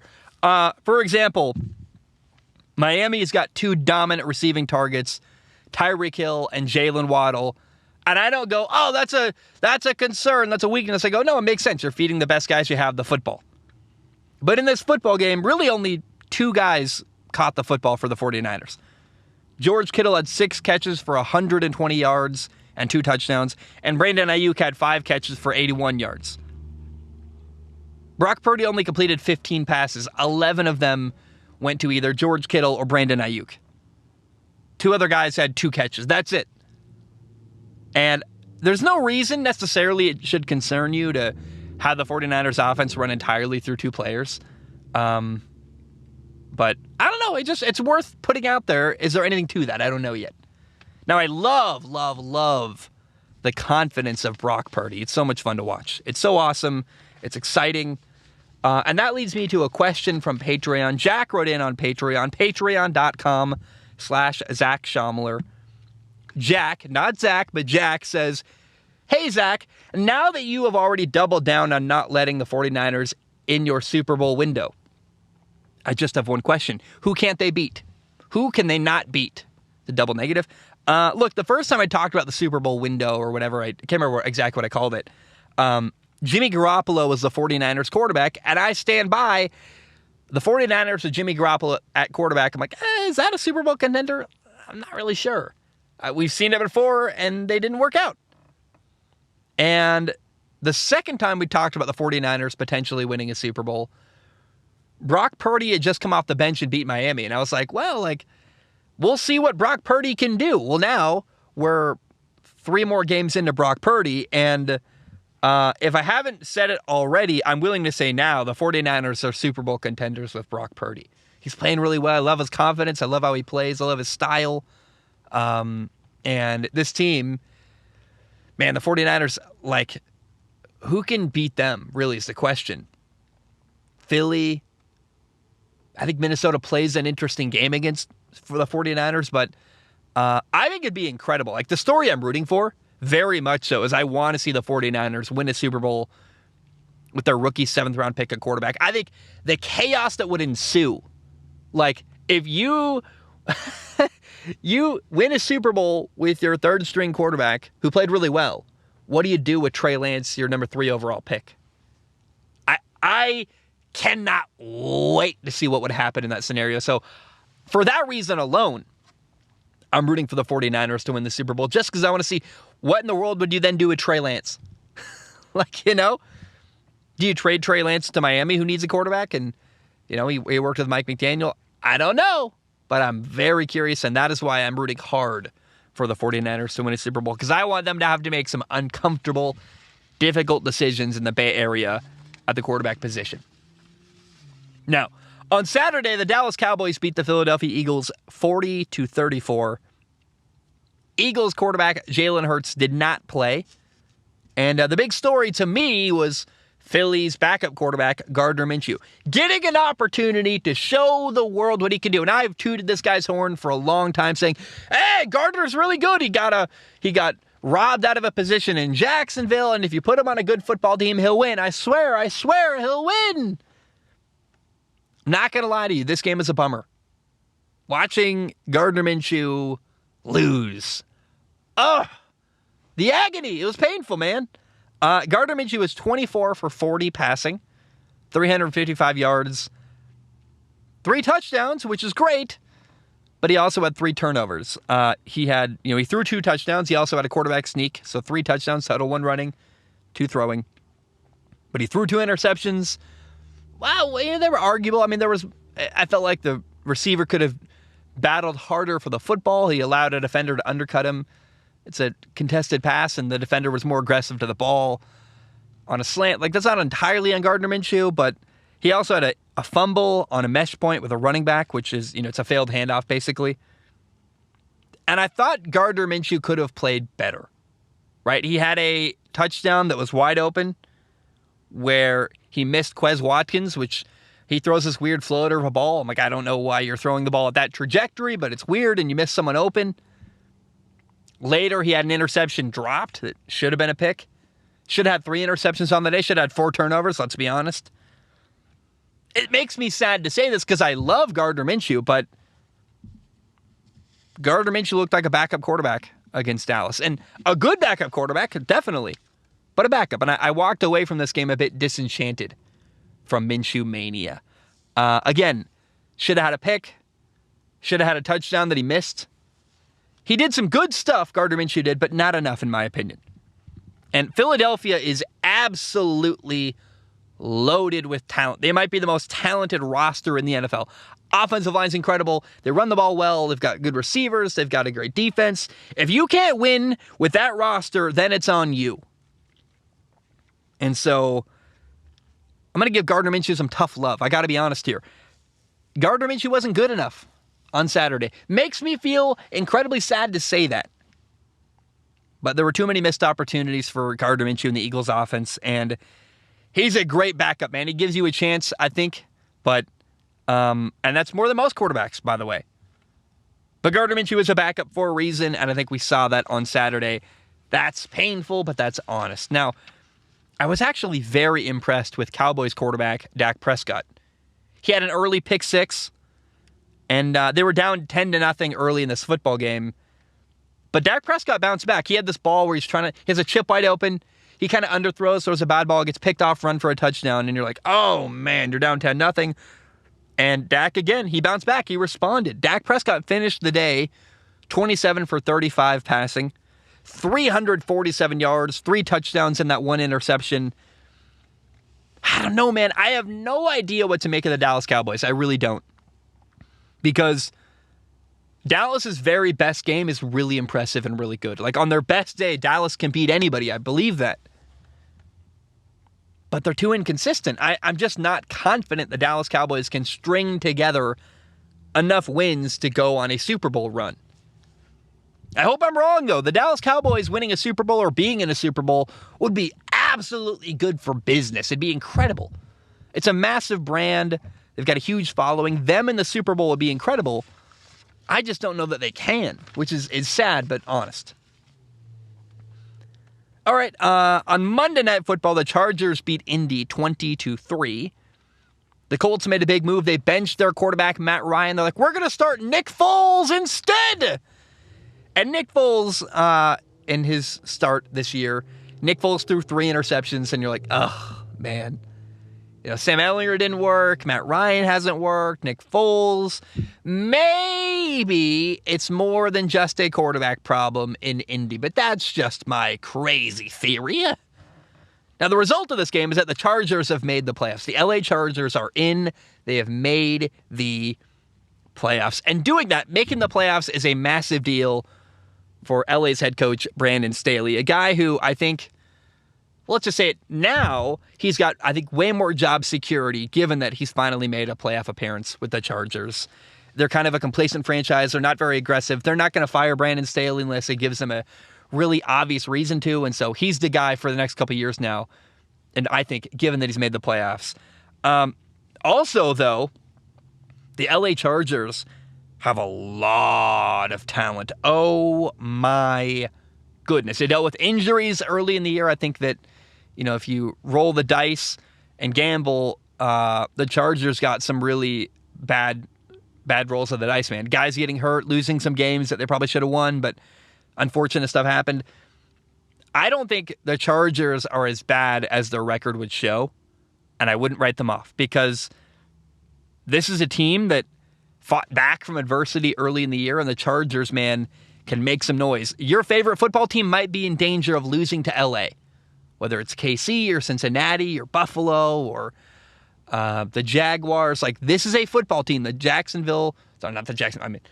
LA Chargers, excuse me. The LA Chargers are a football team that can make noise and beat your favorite football team in the playoffs, because they are capable. They've got a crazy talented quarterback. They've got great receivers. They run the ball well. On the best day, their defense is really good. That's the team I would be afraid of playing in the playoffs if I had a favorite football team.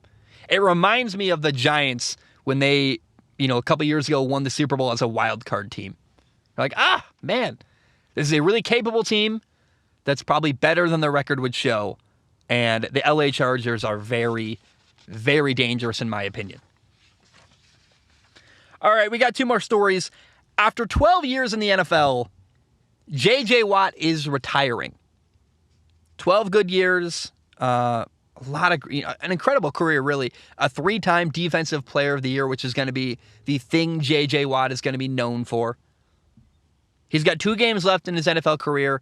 So far, with 2 games left, he's got 111.5 career sacks. 111.5 sacks in his career. Not as many as I thought, by the way. He's not even in the top 20 of getting sacks all time, which is significantly less than I thought. I thought for sure he'd be in the top 20. But just tip of the cap to J.J. Watt. What a fun career, an entertaining player, a guy who, unfortunately, I think wasted a lot of his career in Houston on a bad football team. And he tried to make a change and go to Arizona late in his career. Didn't work out. They could never win. Not really, but, I hope he enjoys. He's got a lot of money. He's got a lot of life ahead of him. He's a young man in his 30s. I hope he's got a lot of pleasure ahead in his life. And I'm really rooting for J.J. Watt long term, just as a human. He's also donated so much money throughout his career. He's been a really great guy working in the community. I don't imagine that's going to stop. And so I look forward to the next time I get to talk about J.J. Watt, because I know he's going to do more noteworthy stuff. I really believe that. He's not going to, I don't think he's just going to disappear and do nothing the rest of his life. whether he's donating money or coaching or broadcasting or something. I'm sure we're going to hear and see from J.J. Watt again at some point. Here's another fun story. NFL Hall of Famer Ed Reed, the legendary safety who gave quarterbacks trouble like Peyton Manning, Tom Brady, he just made it really, really difficult for opposing quarterbacks. That guy, Ed Reed, he's now the head coach at Bethune-Cookman University in Florida. I believe it's in Daytona Beach, but someone fact check me on that. Really, really cool to see a guy like Ed Reed who has such a wealth of knowledge when it comes to the football world. Maybe a breadth of knowledge is a better word. But it's really cool when people like him stay involved in the game and share what they have, their knowledge and their wisdom about the game of football, because a guy like Ed Reed could disappear forever. Buy a private island and be gone and you never see him again. It's cool he's not doing that. It's cool he still wants to be involved in football. It's cool he's going to help young men. I am rooting for Ed Reed. I really like him. Like, his interviews are really entertaining. He's not a loud, flamboyant person the way Deion Sanders is. He's just a thoughtful, highly intellectual, really interesting person to listen to. And I hope Ed Reed does really well as a college football head coach. I'm rooting for him. He's an easy guy to root for. Like, you got to listen to this man talk. Like, he really just comes across as genuine and interesting and thoughtful. And I really want to see Ed Reed do well as a football coach. Here's the question, you guys. Do we do Patreon questions, or do we talk about the upcoming weekend? I think what we're going to do is talk about the upcoming weekend and then dive deep, deep, deep into Patreon questions. Let's talk about it, man. Sorry.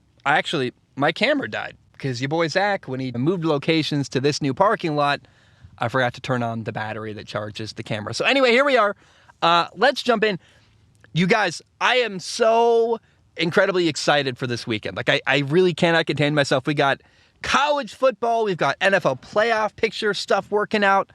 It's going to be just really fun. We got a couple interesting college games I want to talk about first. I'm not a big bowl game guy, but these are games that are going to be on my radar that I'm really interested in. On Thursday, December 29th, Texas will play Washington. What's cool to me here is it's Steve Sarkisian, the Texas head coach, against a team he used to coach for, Washington.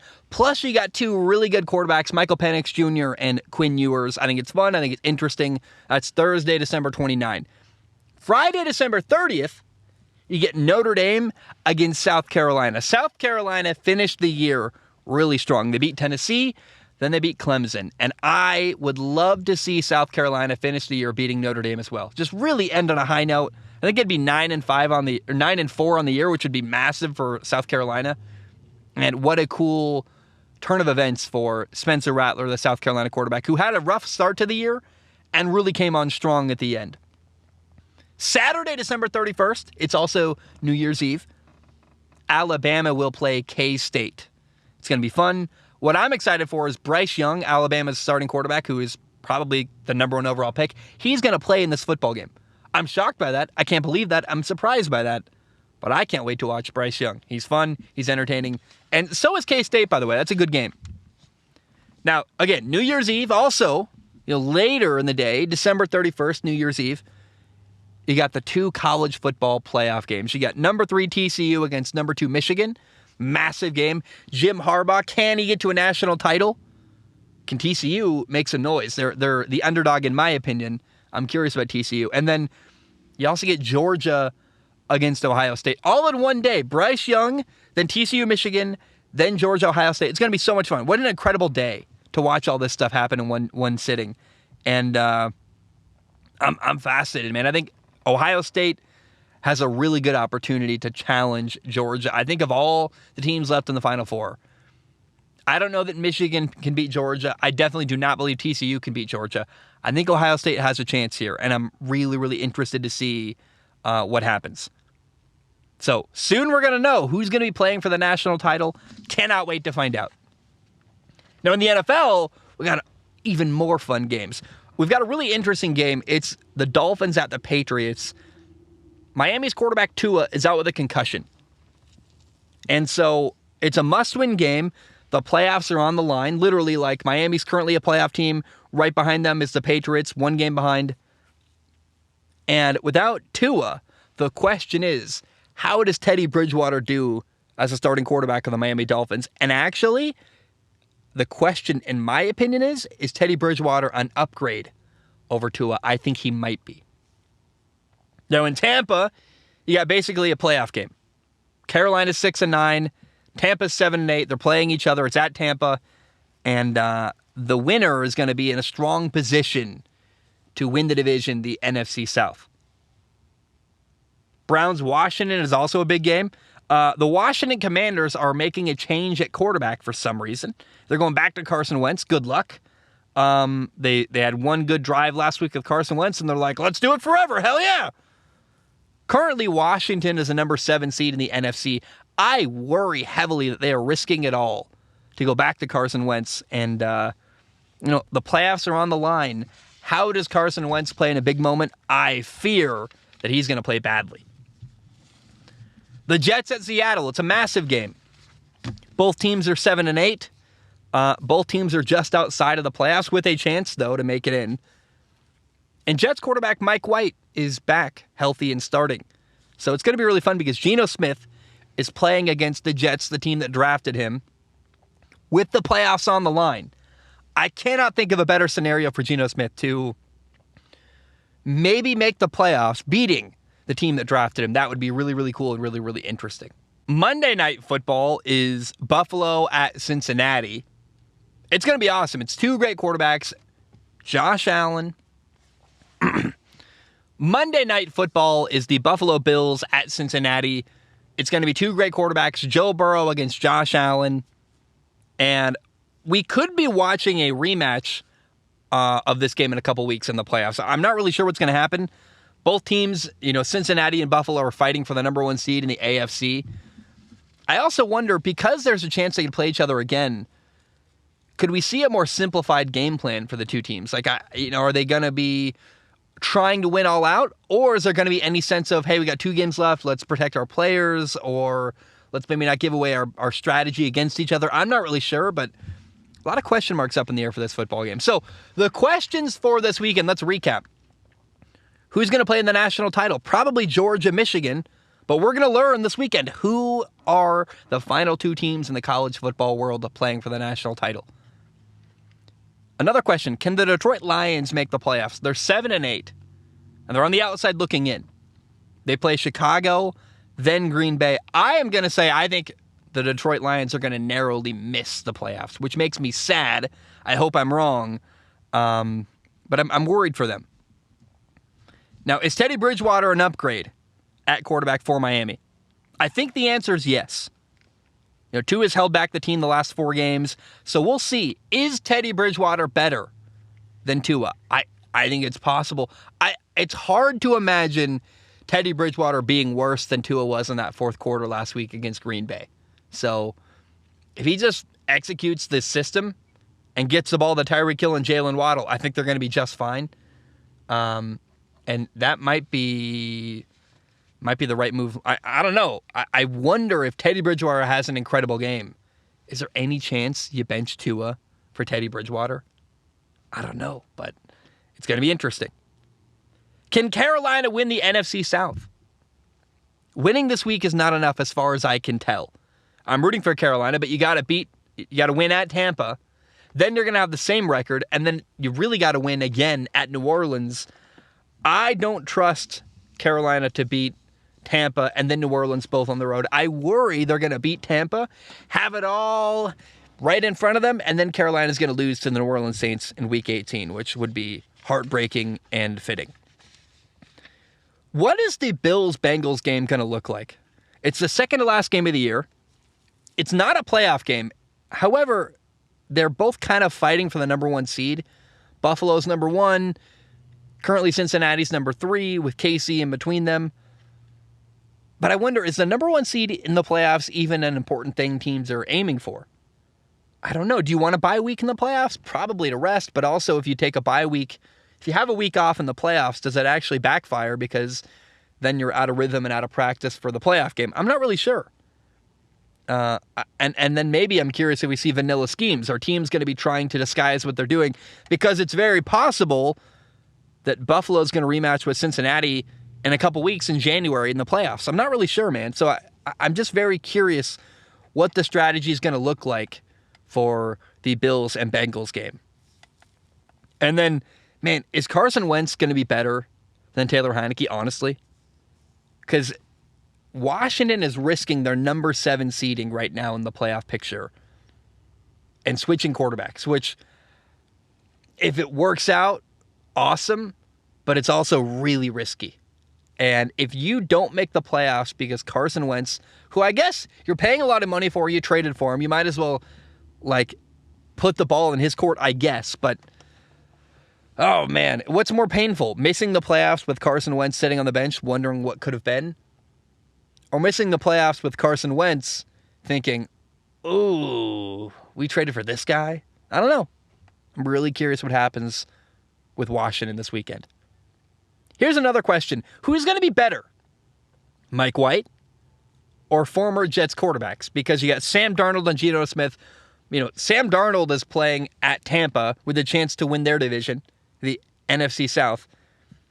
And then Geno Smith is playing the Jets directly in Seattle. He's playing the Jets. Both teams are 7-8. I believe Mike White's going to deliver and play really well. But how wild would it be if Mike White was bad and then Geno Smith was great and Sam Darnold was great and the Jets fans are sitting at home like, we just can't do quarterbacks. We just can never figure out the quarterback position. I love that thought. I don't know. I'm rooting for Mike White, though. I hope Mike White does awesome. But it would be a hilarious twist of fate, right? Like a knife in the back of Jets fans if their 2 former quarterbacks were great and if one of their former quarterbacks beat the Jets and eliminated them from playoff contention. All right. Now let's answer questions from Patreon. If you want to support the show, go to patreon.com/Zach Schaumler, patreon.com/Zach Schaumler. It's $1 a month. That's all I ask. You donate $1 a month, you get access to submit questions on the show. My only guarantee is I look at questions with my eyeballs. I do not guarantee to read your question on the show. My only guarantee is I look at every single write-in with my eyeballs, and I pick the top couple to read on the show. Patreon.com/Zach Schaumler. Let's start today with Troy. Troy says, hello to the all-important Zach's eyeballs. Hope you're feeling better. How do you feel about Zach Wilson and the Jets? Will Zach be traded? Will the Jets move with Mike White into next year? How would you handle their quarterback situation? What would I do if I was running the Jets? First of all, I would start Mike White. Mike White is the best quarterback he got in New York. He should be the Jets' starting quarterback. But I would keep Zach Wilson. I don't know what you benefit by getting rid of Zach Wilson. Zach Wilson's talented. He's got a high ceiling. And he's on a cheap rookie contract. So, again, what do you gain by getting rid of Zach Wilson? I'm not really sure. Is someone going to give up a high draft pick for him? I don't think so. So why not keep him on your roster and see if maybe he can turn into something? I don't know that I love that either, though, because I think the best thing for Zach Wilson might be to get a fresh start somewhere else with a different coaching staff. So, but what's best for Zach may not necessarily be what's best for the Jets. And I can't think of a benefit for the Jets to trade Zach Wilson away. Ilias writes in, he says, Aidan first. Aidan says, hey, Zach, do you think it is time for the Jets to move on from Zach Wilson? If so, do you think he got a fair chance, and which team might he be better suited for if he were to move on? I mean, I got a couple chaotic ideas. What if we saw Zach Wilson with the Patriots? Playing the Jets twice a year. That'd be kind of fun. Drew Bledsoe went from New England to Buffalo, so there's that possibility, but I don't see that happening. Where could Zach Wilson go? I think Minnesota's really interesting, sitting behind Kirk Cousins. I think Kirk Cousins is a great idea. I think the Saints are a good idea. The Saints do not have a first-round pick. I think you could treat Zach Wilson as a de facto draft pick. He's a young quarterback. He's 23 years old, got a lot of future ahead of him. I just hope Zach Wilson goes somewhere where he gets an opportunity, like a real one. But let's be clear about something, Aidan. Zach Wilson got a fair chance. Zach Wilson had a lot of talent around him. He had 2 years with a team giving him the benefit of the doubt over and over and over again. And Zach Wilson wasn't good enough. Mike White showed that quarterbacks can do well in the Jets offense. It's not a system problem. The problem was Zach Wilson not being disciplined enough, frankly. And looking like the game was just too fast for him. So, Zach Wilson got a fair shot. But it doesn't mean I wouldn't like to see him get another one someday. Ilias wrote in. Ilias said, "Hey, Zach, hope you're doing well. Got a question for you. Who do you think has a better overall situation? Miami or Jacksonville?" I look at it like this. Miami is great and has a loaded offense, and Tua is a good quarterback who executes the offense. But Jacksonville is Trevor Lawrence, a dude clawing his way to the top 5 quarterback list and with worse receivers. Zay Jones was basically a nobody and is now a top wideout for the team. Evan Engram was trash and now is balling the F out. And Christian Kirk's contract got scrutinized by the entire league, but is now Trevor's favorite weapon. And unless we forget, Calvin Ridley is coming back to the team next year. You wrote Trevor, not Trevor, but we can ignore that. Potentially, there are 4 really good targets for Trevor. Also, the defense has played clutch in a lot of games and play complementary football. And to top it all off, Doug Peterson is one of the top play callers in the league. I don't watch Miami much, but I know you like them in their situation. Basically, at the end of the day, I ask you this. Would you rather have a car with a great engine, Miami, or a car with a great driver, Jacksonville? Sorry for the long submission, but I'd love to debate this with you. If you get a chance to come through Wyoming in the summer and go to Yellowstone, love my home state and think you would too. I think if you get a chance, I did Yellowstone in 2020. I was actually in Yellowstone the middle of the Rona times, and it was empty, and it was awesome, and it was really, really cool. Ilias, I would rather be the Jacksonville Jaguars, I think, than Miami, although Miami certainly would be tantalizing too. Tyreek Hill is a little bit older. Tyreek Hill is...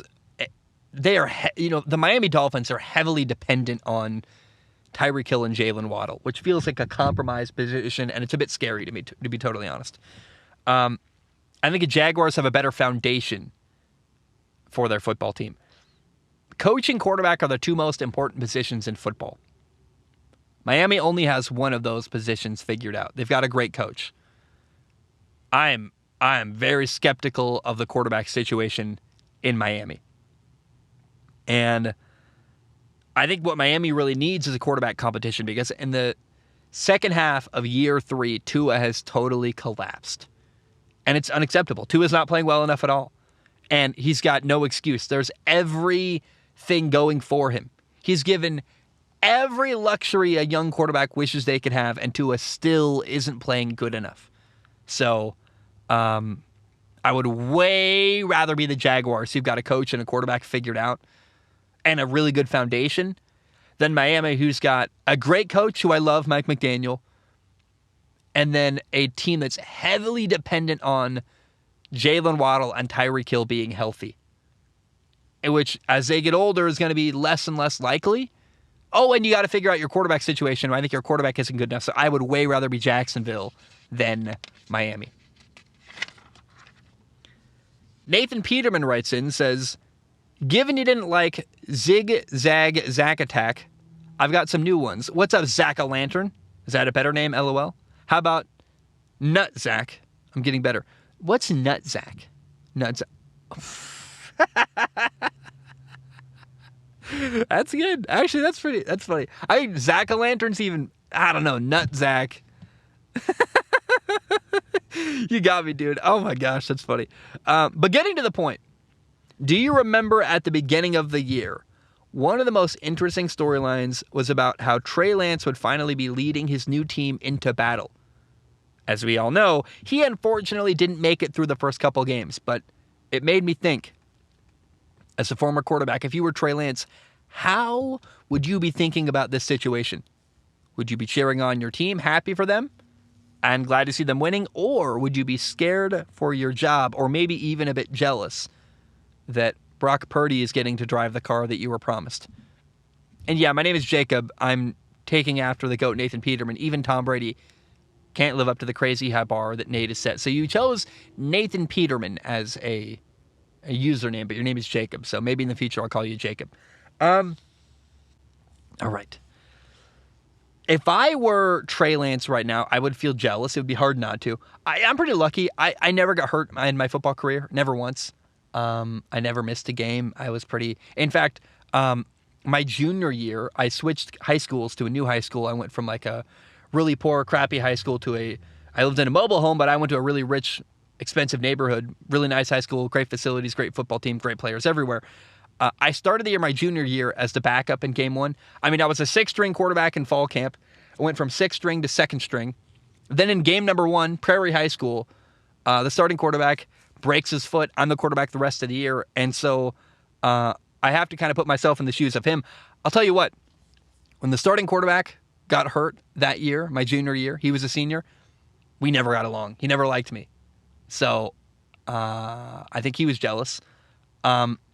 I would have been too.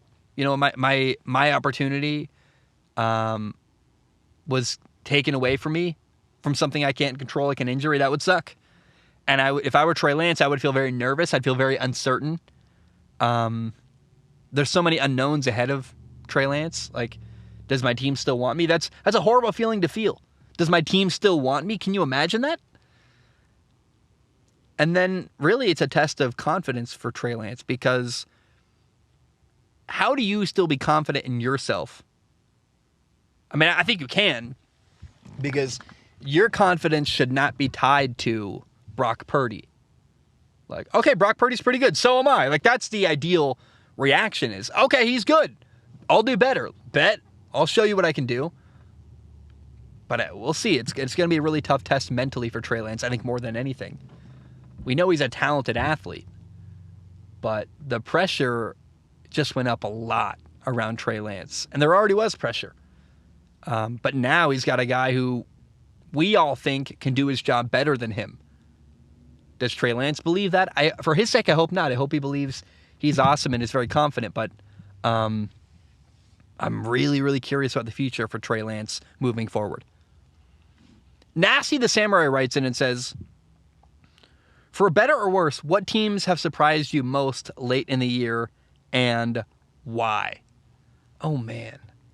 I think it's the Jaguars, honestly. You know, I really... They started the year rough, but I kept saying, be patient, be patient. Trevor Lawrence is going to come. It'll be okay. But I never imagined they'd make the playoffs. I remember saying at some point, like, oh, they could finish the year with this great record. I remember saying, like, they've got a cool thing ahead of them. But I never imagined the Jaguars would actually have a shot to win their division and get a playoff game. That's so cool to me. And, oh, man, I'm so excited for them. I think that's the team that surprised me more than anybody. Like, who else could even be eligible to surprise me? I'm thinking, Miami surprised me because they've lost 4 in a row and fallen off a cliff. That's surprising for sure, but not in a good way. The 49ers have surprised me because they've survived now 2 quarterback injuries. To be on your 3rd-string quarterback and still be a Super Bowl contender is unbelievable. I mean, it really, like, you know who's got job security forever? John Lynch, the GM of the 49ers, who's built a team so good they might win a Super Bowl with their 3rd-string quarterback. A guy he drafted, by the way, and can technically put his name on. Like, what? That's insane. I wish I could say Dallas has surprised me, but they haven't. Dallas is so inconsistent, and that's unfortunate. You know, I'm trying to think, like, are the Patriots a surprise? I think the Jets are a surprise. I thought Zach Wilson was going to really deliver this year and be awesome. And Zach Wilson has been such a disappointment that he got benched twice in 1 year. He lost his job to Mike White, and then he lost his job to Oh, what's that guy's name? The CFL quarterback, Steven Cordman or something. I forget the guy's. I can't remember the guy's name. That's how bad Zach Wilson was. So, I think that's enough riffing on that. But the Jaguars for sure went from a team that I thought I'd promised to a team that might make the playoffs, and that's crazy and really, really exciting. I got to share, there was a woman who stopped. She parked next to my truck. And she was just looking at me for like a long time. And I'm trying to like do the show and just ignore her. And she drove by really slowly and just like filmed me while she drove by. I'm not doing anything wrong. I'm just a guy recording a podcast. So I had 2 cameras on me briefly. And we'll call her a Karen. Maybe she is, maybe she isn't. But I'm no danger to society, lady. I'm just a depressed guy talking about football. Leave me alone. Tyler writes in, "Hello, Sir Zachary. Are there any cool or major rule changes you'd like to see incorporated into the NFL? I know a big one that I've heard is allowing a team to play from 4th and 15 to replace or be an alternate option to an onside kick to make the game more entertaining. Do you have any creative rules or changes of your own that you'd like to see? Happy holidays and take care." I like that idea. Instead of an onside kick, which feels like such a unlikely opportunity, 4th and 15, you get one down to go 15 yards or farther. That's a real shot. That's interesting. I like that idea a lot, honestly. And that would make football way more exciting than an onside kick. So, first of all, let's just say, great idea, Tyler. I know you're probably not the person who came up with that, but I want to support that idea. But here's what I came up with. I think replay needs to be fixed and expanded and made better. First of all, you need a New York override where we have this long process and there's all these things that can and cannot be appealed. No, we got to nix all that. Why are there rules about what can and can't be reviewed? How about if it's clearly and obviously wrong on replay, you fix it? Doesn't matter. Why do we have these arbitrary rules that we can fix this, but we can't fix that? No. If New York, the NFL headquarters, sees something on film that's like, hey, that's wrong, live in real time, they call the refs, they change it, let's fix that. No more calls that are obviously wrong on film. Like, for example, a missed face mask. You should be able to... Why can't the NFL say, hey, on video, that guy yanked his neck down hard with a face mask? That's a penalty. It should be a 5-yard... It should be a flag. Like, why not? Why can't we fix that with penalties or with reviews? And then also, you need to be able to review roughing the passer. Like, it's getting absurd and really bad. And it shouldn't be on a challenge. I think it should be on the NFL to be like, let's make sure that's really roughing the passer. And if you do review a really brutal, like, I think what I would call shameful, wimpy roughing the passer call where like a defender sacks a quarterback like we saw with Justin Herbert recently, and I'm like, that's a penalty. It's like, well, how about you review it? And then if you review it and still say it's a penalty, then you got to justify it. And you got to sit in your stink. You got to say, hey, we're double it. Make them double down on a bad rule. That I like that idea. So I wish you could review more stuff in the NFL. Face masks, penalties, everything that's on video, easy to be shown as right or wrong, should be reviewable. I don't know why. Like, it's just really frustrating at home to be watching from home, being like, that's wrong. I can see it clearly in the replay. Why can't, if we know it's wrong on video, why can't we just fix it in game? That's my thought. Patstarfish writes in. Patstarfish says, Merry Christmas, Zach and his eyeballs. I've watched your content for years now, and it's my favorite sports podcast. On to the actual question. What do you think will happen with Lamar Jackson's contract situation in the offseason? Do you think the Ravens will give him a new contract, or will he be traded? I'm a huge Ravens fan, and I'm split on the issue. I love Lamar. He's my favorite player, and the only one of 2 jerseys that I own. I don't want to see him leave. But at the same time, Lamar hasn't played like someone who deserves a fully guaranteed contract, and combined with his injury, it makes the situation more complicated for me. I'm curious about your thoughts. Thank you for reading this question and all the hard work that you do for the show.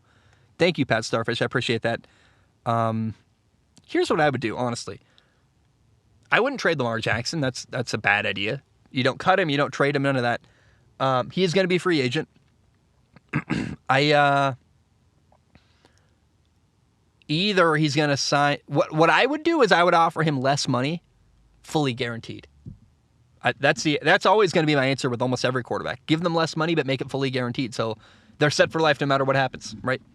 Give Lamar $100 million for 4 years, $25 million a year. Bam, solved, done. If he doesn't want that, then you risk letting Lamar go talk to other teams and hearing offers from other people. I got a couple thoughts here. First of all, there are so many interesting names out there at the quarterback position. If you lose Lamar, there's a lot of other people out there. There's Baker Mayfield. There's Derek Carr. There's Zach Wilson, who's a project, but maybe you could salvage.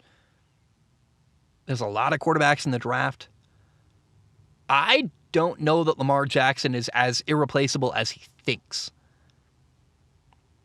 Meaning, I think you could replace Lamar Jackson. That's wow. Well, let's back up there. I don't mean replace Lamar Jackson because you can't. There's only one of him.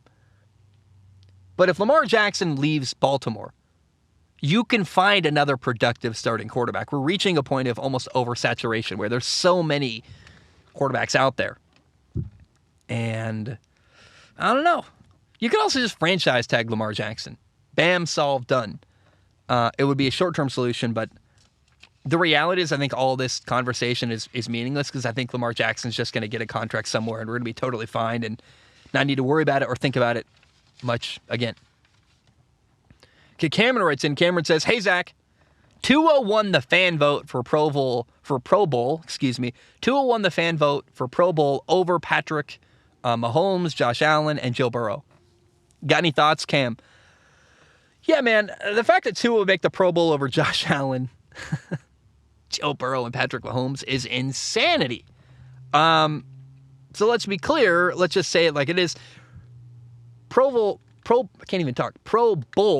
voting is nonsense. It's stupid.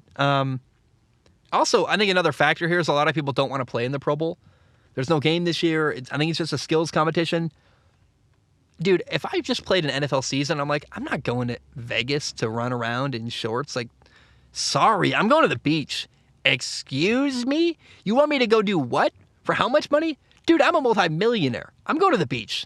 No offense, but I'm out. Like, it would be really hard to convince me to go to the NFL Pro Bowl after I've gone once. I'd go once because I'm interested and young and excited. But after that, I'd be like, I'm not going. And I think that's how the NFL views the Pro Bowl now. No one wants to go do it. All around, it's a lame thing. And I think what the Pro Bowl should be is a list of players who had a good year. That's it. It's a list. You get a starting AFC roster and a starting NFC roster. That's it. You're done.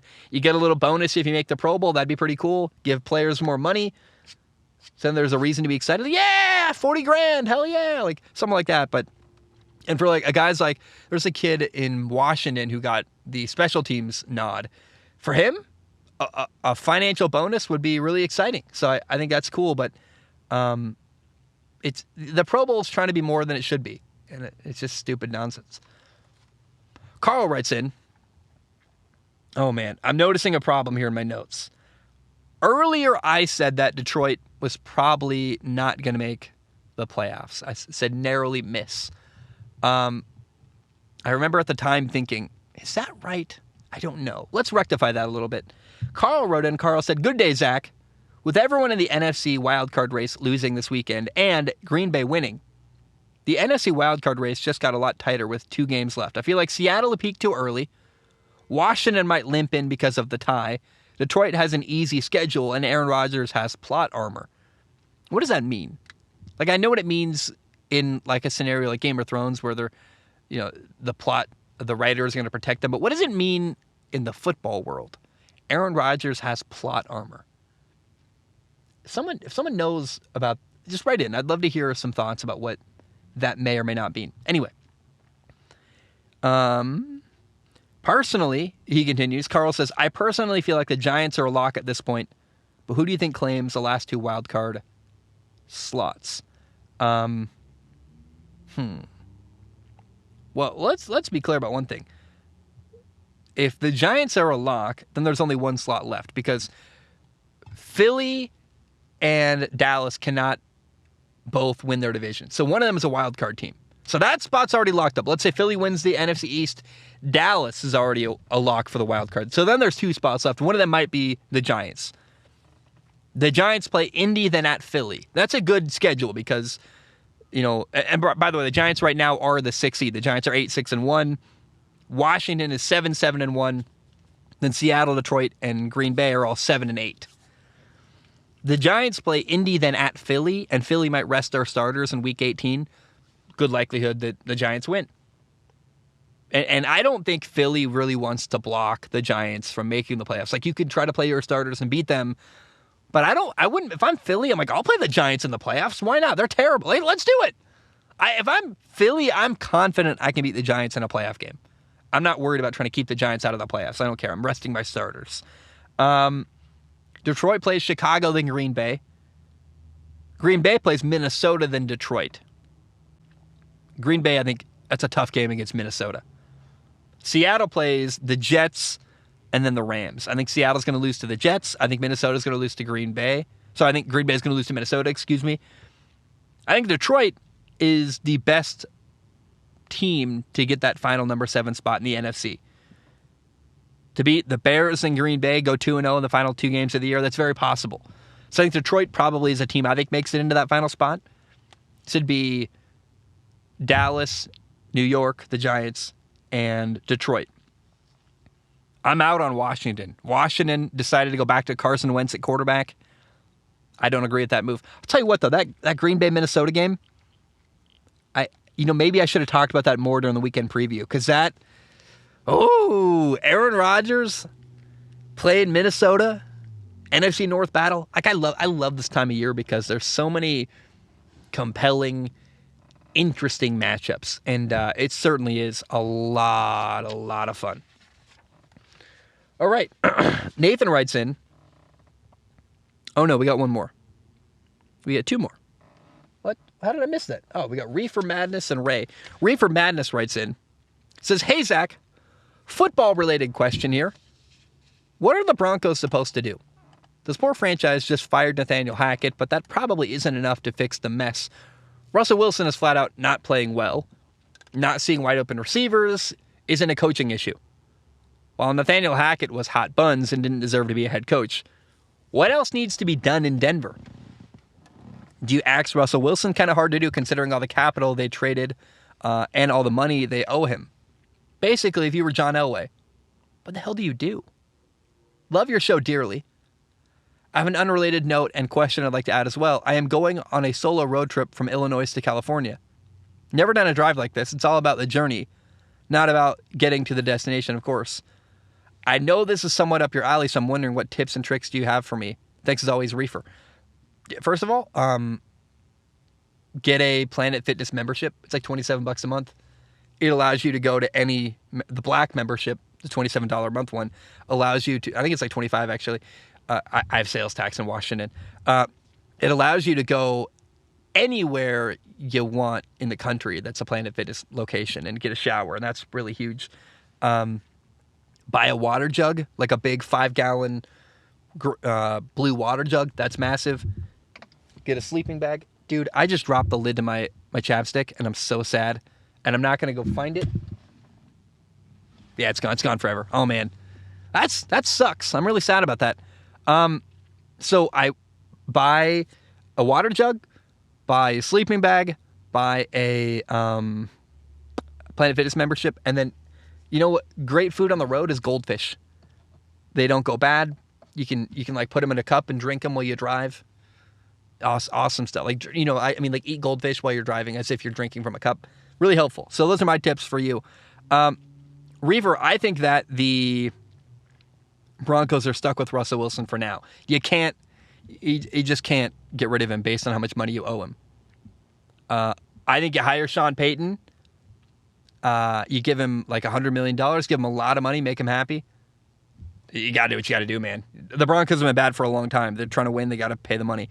And then I think you draft a mid-round talented quarterback that you could develop. A guy like, a lot of the names are staying in college, but maybe Anthony Richardson or something, right? I don't know. It's going to be really expensive to hire Sean Payton. And I don't know that I would want to work with Russell Wilson. But, oh, man, you said it. Nathaniel Hackett was a disaster. I think the only way forward is Sean Payton. Sean Payton, maybe Eric Bieniemy from Kansas City. Although, would he go to a division rival? I'm not really sure. But you got to hire a really, really solid, really, really good coach in Denver to fix the mess that was created. No more. Probably the reason why you don't go with Eric Bieniemy and you go with Sean Payton instead is because you need a known commodity. You need a coach that people are confident in that's going to work. Because you can't have an unproven guy fail again. Nathaniel Hackett was such a bad look, and you can't do anything even remotely similar to that at all. I'm going to pause and look for the lid to my chapstick. I think I can find it. But we'll see. My name is Zach Schaumler. I'm going to take a short break. I will be right back. Haha, we got the lid. Watch me drop it now. That'd be really funny. What a horrible turn of events. I'm like showing it off and I drop it. All right, not a sponsor, but I got a Chipotle gift card for Christmas. Chipotle is calling my name. If they want to sponsor the show, I will happily sing the praises of Chipotle for money. Please, right? I record these long episodes. I get hungry. I need some kind of like a McDonald's sponsor, Chipotle, some kind of food sponsor. I would love, dude. You pay me to talk about food? Are you kidding me? Absolutely, I would do that. Ray writes in. Ray says, "Hey there, Zachariah. What is your 100% honest take on the situation with my Patriots? Every week I say Bailey Zappe's name trending because my fellow Patriots fans desperately want him to take Mr. Oatmeal Jones's position, which I think is ridiculous. We would be in the same position or worse with Bailey Zappe. He played bad defenses, and when tested against a solid defense like Chicago, he could not do anything. My problem with this is that I do not see nearly enough backlash towards Matt Patricia and Joe Judge, who are bigger clowns than the other incompetent coordinators like Todd Downing. The problem is not Mac Jones, and I really do not want to hate on Bailey Zappe because he's a good guy and a talented quarterback, but blaming Mac for all the problems isn't fair when there is a much bigger problem. Side note, if you haven't seen, former Patriots Vince Wilfork and Julian Edelman have been bashing Oatmeal Jones, and I couldn't help but laugh because where is the same energy towards Matt Patricia? Ray, I think it's very simple. Mac Jones is oatmeal, right? He's basic. He's got big limitations, but he's not the only problem. It's the chef. It's the guy calling plays and designing the offense. Matt Patricia is a terrible offensive coordinator. It's both are true. You could have a better quarterback than Mac Jones, and you could have a much better offensive coordinator, Matt Patricia. So the Patriots offense needs to do something. Nothing's working, and it's a dual problem. It's quarterback and coach. Both could be better, and I think Mac Jones could be much better with a better coach. And I don't know that Matt Patricia would look better with a different quarterback, which I think says it all right there. It's more coaching than quarterback. Optimistic Cyclones fan writes in. He says, "Hey, Zach, what do you think of the news coming out on Monday afternoon that Tua was placed in concussion protocol? I can't think of a player who has been more concussed in a single season in recent memory. They even changed the protocol because of what happened earlier in the year. What disturbs me is that his assumed concussion, quote unquote, wasn't addressed until more than 24 hours after the game. Do you think there is a correlation between his sustained concussion in the second half and 3 picks in the second? Is it just bad luck that Tua has been so concussed this year, or are the Dolphins mishandling his health? Are we looking at another RG3 situation?" No. You can't compare this to RG3. RG3 tore his ACL. I don't think it's team incompetence as much as it is a couple things here. First of all, you always wonder when a player like Tua, who has a bad game, has a concussion, because it's also a really clever way to bench a player without hurting their ego. Tua, you're not playing next week. We're going to go to Teddy Bridgewater. It could be that they're just going to see what Teddy Bridgewater can do. And a concussion is a convenient way to bench Tua without making him look bad in the media. More, though, I think Tua did get a concussion. So conspiracy theory aside now, the problem is Tua allows himself to take way too many hits. He's also playing badly. Miami needs a quarterback competition, but Tua, you got to protect yourself. Like, the dude just allows himself to get hit way too often. He doesn't slide. He holds onto the ball too long. Yeah, more than anything, that's Tua's problem. He just holds on to the football and doesn't get rid of it, doesn't give up on plays, and doesn't throw the ball away. And it's not the first time he's been hurt. It's not the last. I've said this before even. So Tua has an injury problem, and it's because Tua's got a discipline problem and doesn't get rid of the football quickly enough. Nathan writes in, this is funny. This is one from last week. So the next couple write-ins are all write-ins from last episode that didn't make it in, that I moved. And this one's hilarious because of the way it aged. So Nathan writes in, Nathan says, you might notice a nickname from before. Hey, Zigzag Zack Attack. Not a question, just something I thought was cool and wanted to hear you talk about on the show. Apparently Tua was heavily doubting himself after his mediocre 2021 season, especially during all the rumors surrounding the Dolphins trading for Deshaun Watson. He even said that he literally asked himself, do I suck? Mike McDaniel decided to show his quarterback just how great he is by making him a 700-plus play tape of all Tua's best plays ever. This apparently helped him get his confidence up and build his early relationship with his coach. It just made me realize how awesome Mike McDaniel really is and how much he cares about his players. I love that. Building up a player and getting the best out of them. It's cool, man. And I think Mike McDaniel really enjoys that process. But what's funny is the way this story has aged because, now it looks like Tua has a confidence problem, right? Before, when they were winning and he told this story, it's like, oh, yeah, like, what a great coach. Tua was down and out and he needed confidence and his coach helped him out. But now the same story hits different when you're losing. It's really funny how the exact same details are, when you give them a different context, are really sad. For example, I live in a truck.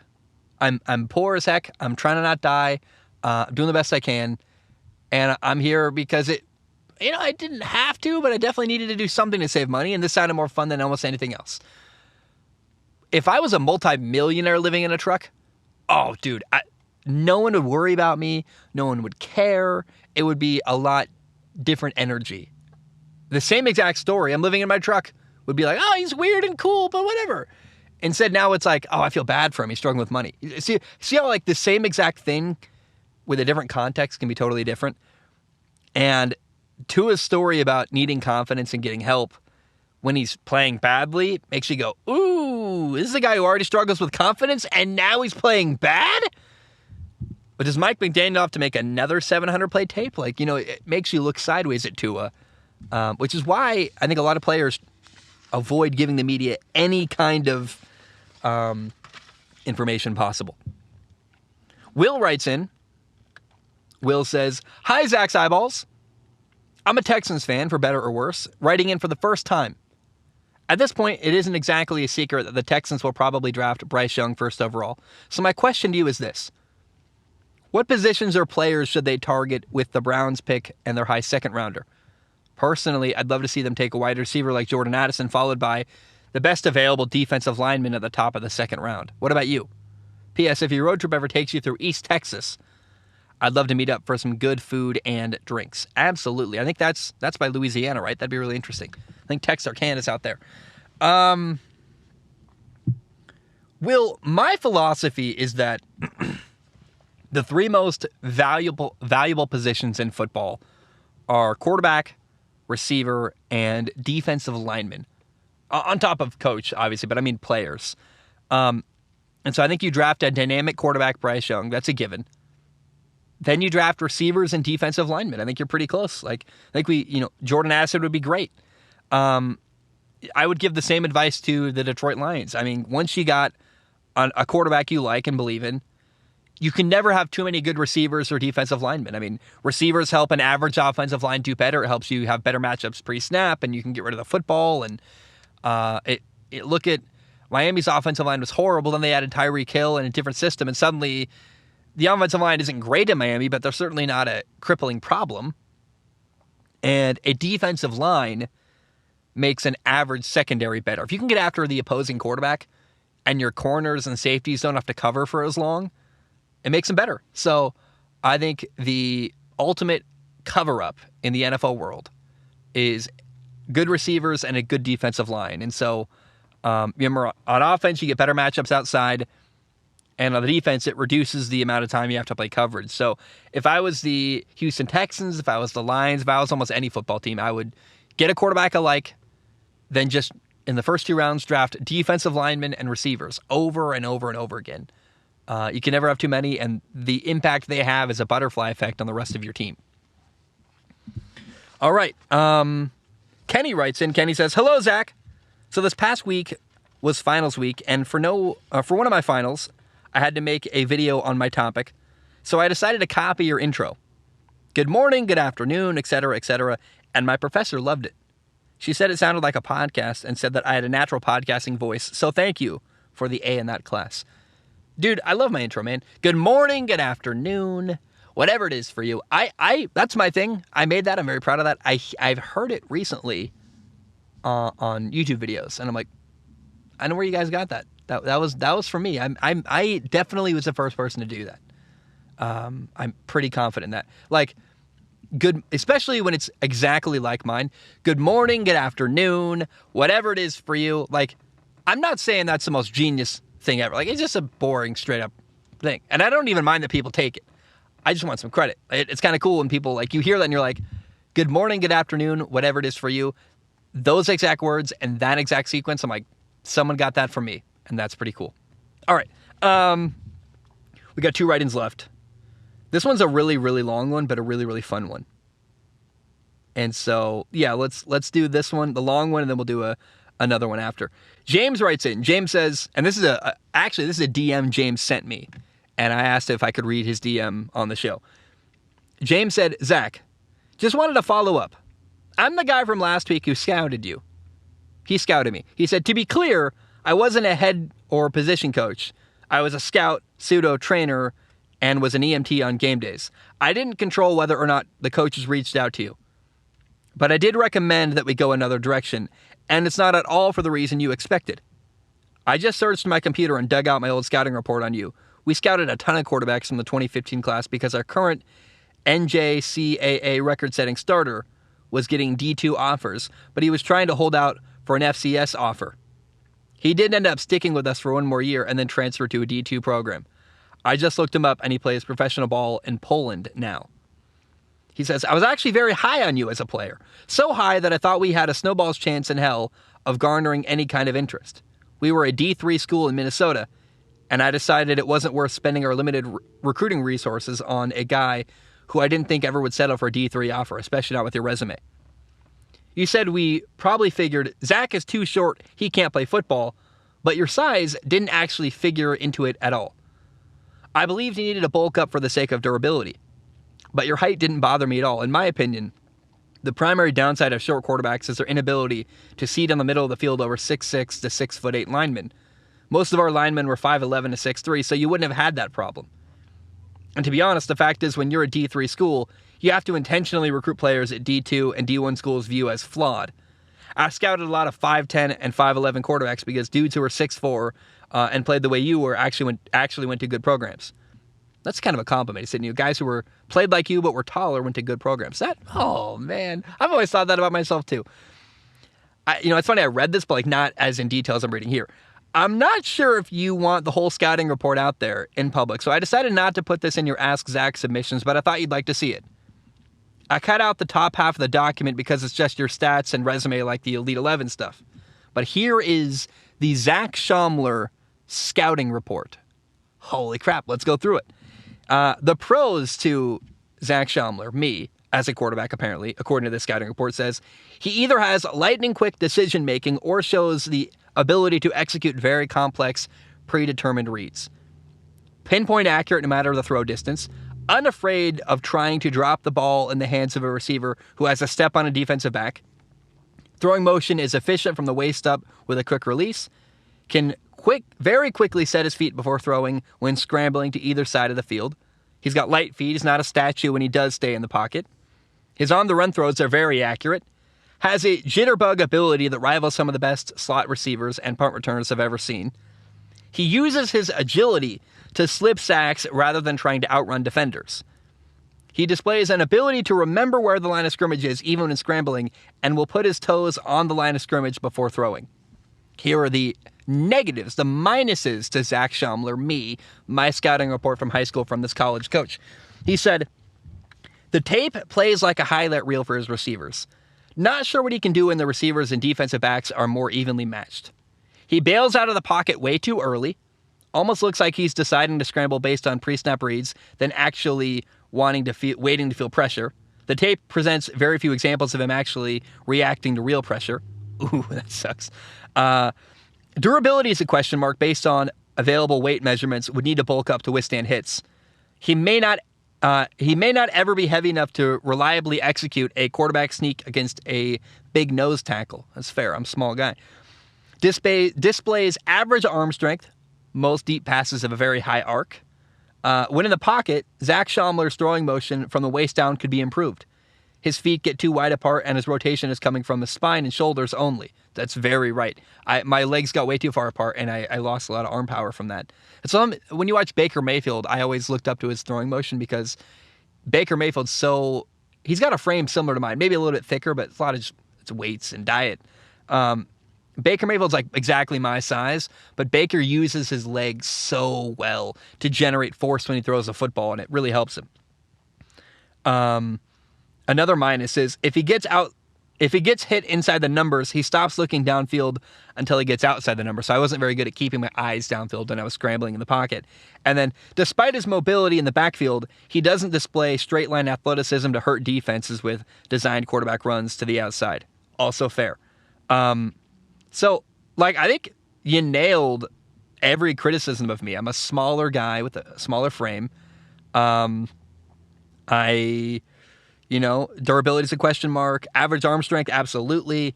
I probably left the pocket too early. I don't remember that. I wonder if some of the stuff they were seeing was designed quarterback sprint outs, maybe. I don't really know. I would think you could tell the difference on film, though.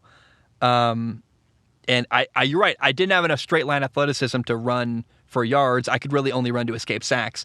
Interesting, man. I think really a very good analysis of my play on the field. I was like a very average quarterback who I think if I was 6'5", probably would have played Division I football, but I was smaller and had enough question marks that no one wanted to take a chance on me. In fact, a lot of guys I trained with growing up all played Division I football, and I was like the one guy left holding the phone going oh, no one wants me, okay. But everyone else I grew up with played Division I football somewhere, and it was painful to see that. Now here's James's continuation. He says, overall, Zach Schaumler, ready to be a day one starter in our system. If coached to stay in the pocket, he would need to bulk up significantly in the offseason. Likely going to get D2 or FCS offers, unlikely to take a D3 offer. So anyways, like I said, just thought you'd be interested to see it, but I wasn't sure you wanted to be out there, wanted this out there for everyone, but you're welcome to share it if you so choose. James, what a missed opportunity, man. I could have been playing Division III football in Minnesota. What you don't know is I lived in Minnesota as a kid, and I ended up playing Division III football anyway. So I might have come if y'all had contacted me. I also remember I transferred colleges right before the Rona season, and it kind of ruined my college career because most schools I was looking at playing for in 2020 didn't have a football season. So I was like, well, where do I go? I got nowhere to go. And I wasn't going to enroll in school and do classes online but not play football. That's a waste of money and time. And I don't know, James. I think you had a very honest assessment of me as a player. Strengths and weaknesses, everything. I think you nailed it. I totally agree with you, actually. I think, if anything, you were very flattering to say, you guys thought I was going to get D2 or FCS offers. I'm not going to lie, so did I. I thought I was going to get a Division II offer at least. I really wanted Central Washington to offer me. Nothing. They offered the guy down the street. That was painful. But I don't know. Somehow, it's funny. I think actually I'm realizing now my camera almost died again, but the battery turned itself off, which it must be just after a certain amount of time it stops being. I don't know, man. I don't know what happened, but anyway, here we are. Nothing happened. The camera didn't die. Final question of the day comes from Adam. Adam says, "Hey, Zach, a couple times now you've talked about how you wish Phillip Rivers had more playoff wins and maybe Super Bowl wins. That got me thinking about players I wish had different stories. The two big ones are Calvin Johnson and Joe Thomas. Both played for teams that are consistently struggling, struggled while also being some of the best players at their position. I wish they had more chances to see their team succeed, but those guys have the Hall of Fame to look for. Another player that comes to mind is Sam Bradford. He had some real moments of promise in his career, but just couldn't stay healthy. As a Rams fan, I have to imagine there is an alternate universe where Sam Bradford has put together a great career and has tricked everyone into thinking his, at this point, 3-time Super Bowl winning coach Jeff Fisher is a genius. Are there any other players you wish had different stories?" Man, Sam Bradford's a good one. Really is. Sam Bradford, what a player who just... Oh, man, I remember even, he was once the quarterback in Minnesota briefly, and it was like, oh, it was working so well. Wasn't he the quarterback? He kept getting hurt with the at the time, St. Louis Rams, Sam Bradford. I believe number 1 overall pick. But, like, just an awesome quarterback. Kept getting hurt, goes to Philly, played really well for Philly, actually, and then he got hurt again in Philadelphia. I think Nick Foles played quarterback for Chip Kelly's offense in Philly. Then he goes to Minnesota. He got another opportunity, I think, when Teddy Bridgewater got hurt. And then Sam Bradford got hurt again. And he never could stay healthy. He was good when he played, but never healthy enough. Another guy I wish had a different story in his career is Alex Smith. Alex Smith had so many crappy years with bad teams and coaches. And when he finally did well, he lost his job to Colin Kaepernick. And it was like, oh, man. Like, right when he finally started doing something good, he lost his job. It's like, dang it, I don't know. That sucked. Andrew Luck is a massive one, a great player who never had a good offensive line and got beat up a ton and eventually just gave up. He's like, I'm tired of this, man. It's too hard. I want to just go enjoy my life and do something else. And I relate to that in some ways, man. Like, it's when you have setback after setback, it's really discouraging. And it's just like, oh, am I ever going to be out of this? Like, I've been in survival mode financially for like a year. And I'm like, man, I'm tempted to join the military sometimes because I'm like, it'd just be nice to not worry about money again for like a while, just to be like, hey, at least I know my bills are taken care of for like 3 years. Like, it's tempting. And I think Andrew Luck just lost hope. He just got tired of constantly being in rehab, and I can't blame him. I understand that desire to not want to always be struggling. Barry Sanders comes to mind. Barry Sanders was an incredible player who he put his own limitations on himself. Like, he retired, I think, to not break some record. But I would have loved to see Barry Sanders playing a great football team. At the time, like the 49ers or the Cowboys. I mean, can you imagine? And then in baseball, actually, I think of Mariners pitcher Felix Hernandez, who had so much skill and talent and never had a great team. And, I mean, can you imagine if Felix Hernandez had the run support of the Yankees his entire career? Although he might be more famous with the Yankees, and I don't know that he would want that either. I think Felix Hernandez likes the anonymity of being a former Seattle Mariner. I don't know, but it's certainly interesting that I think Sam Bradford, Andrew Luck, Alex Smith, Barry Sanders, Felix Hernandez, there are a lot of players who have been really great on bad football team or on bad sports teams in general. Another one is Adam Jones. Guy who played for years with the Baltimore Orioles, who never really did much, but he was always a great player. And it's just, oh man, who's another one is J.J. Watt. J.J. Watt spent so many years on bad Houston Texans teams that were terrible. I would have loved to see that guy win with a good football team. It's sad we never got to see that. So anyway, that's my list. Guys, I think it's going to be like a 4-hour episode. I'm not going to lie. It's Wednesday. It's 2:19 p.m. I would imagine you're not going to see this until Thursday morning, and I apologize. That's why I think I got to make changes, man. I think I need to do something that's a little less intensive. You know what? I try to cover every news story, and I try to cover. I can't keep up. I think I'm failing as a news source, and I need to do. I want to make sports content, but I want to. I think I like recording on Wednesdays, actually. Maybe Tuesday night's the goal, but it'd be great to have a show that comes out every Wednesday. That's it. It's reliable. And I talk about last weekend. I talk about looking forward to next weekend. And I answer questions from Patreon. It's kind of a formulaic thing. Last weekend, next weekend, Patreon, and then that's it. And then I really want to do film analysis stuff, man. Like, that's the work I think that's the best thing I have to offer the creative world. And so that's, I think, where we're headed. But like I said, I begged you guys to write in and give me feedback, and I'm doing that once again. Please let me know what you guys think. And I think everyone wants film analysis back, so I think I want to make that. So I hesitate to make my whole business film analysis, though, because I know that can just be turned off at any time, and that really freaks me out. So I will always do a podcast, but I want to do that again and I just need to shuffle things around so I have a little more time. So, depression laden, Zach Schaumler, about to go get Chipotle. I can't wait, dude. Chipotle, it's going to be awesome. I love you. I appreciate you. I hope you're doing well, and have a great day. Bam, we are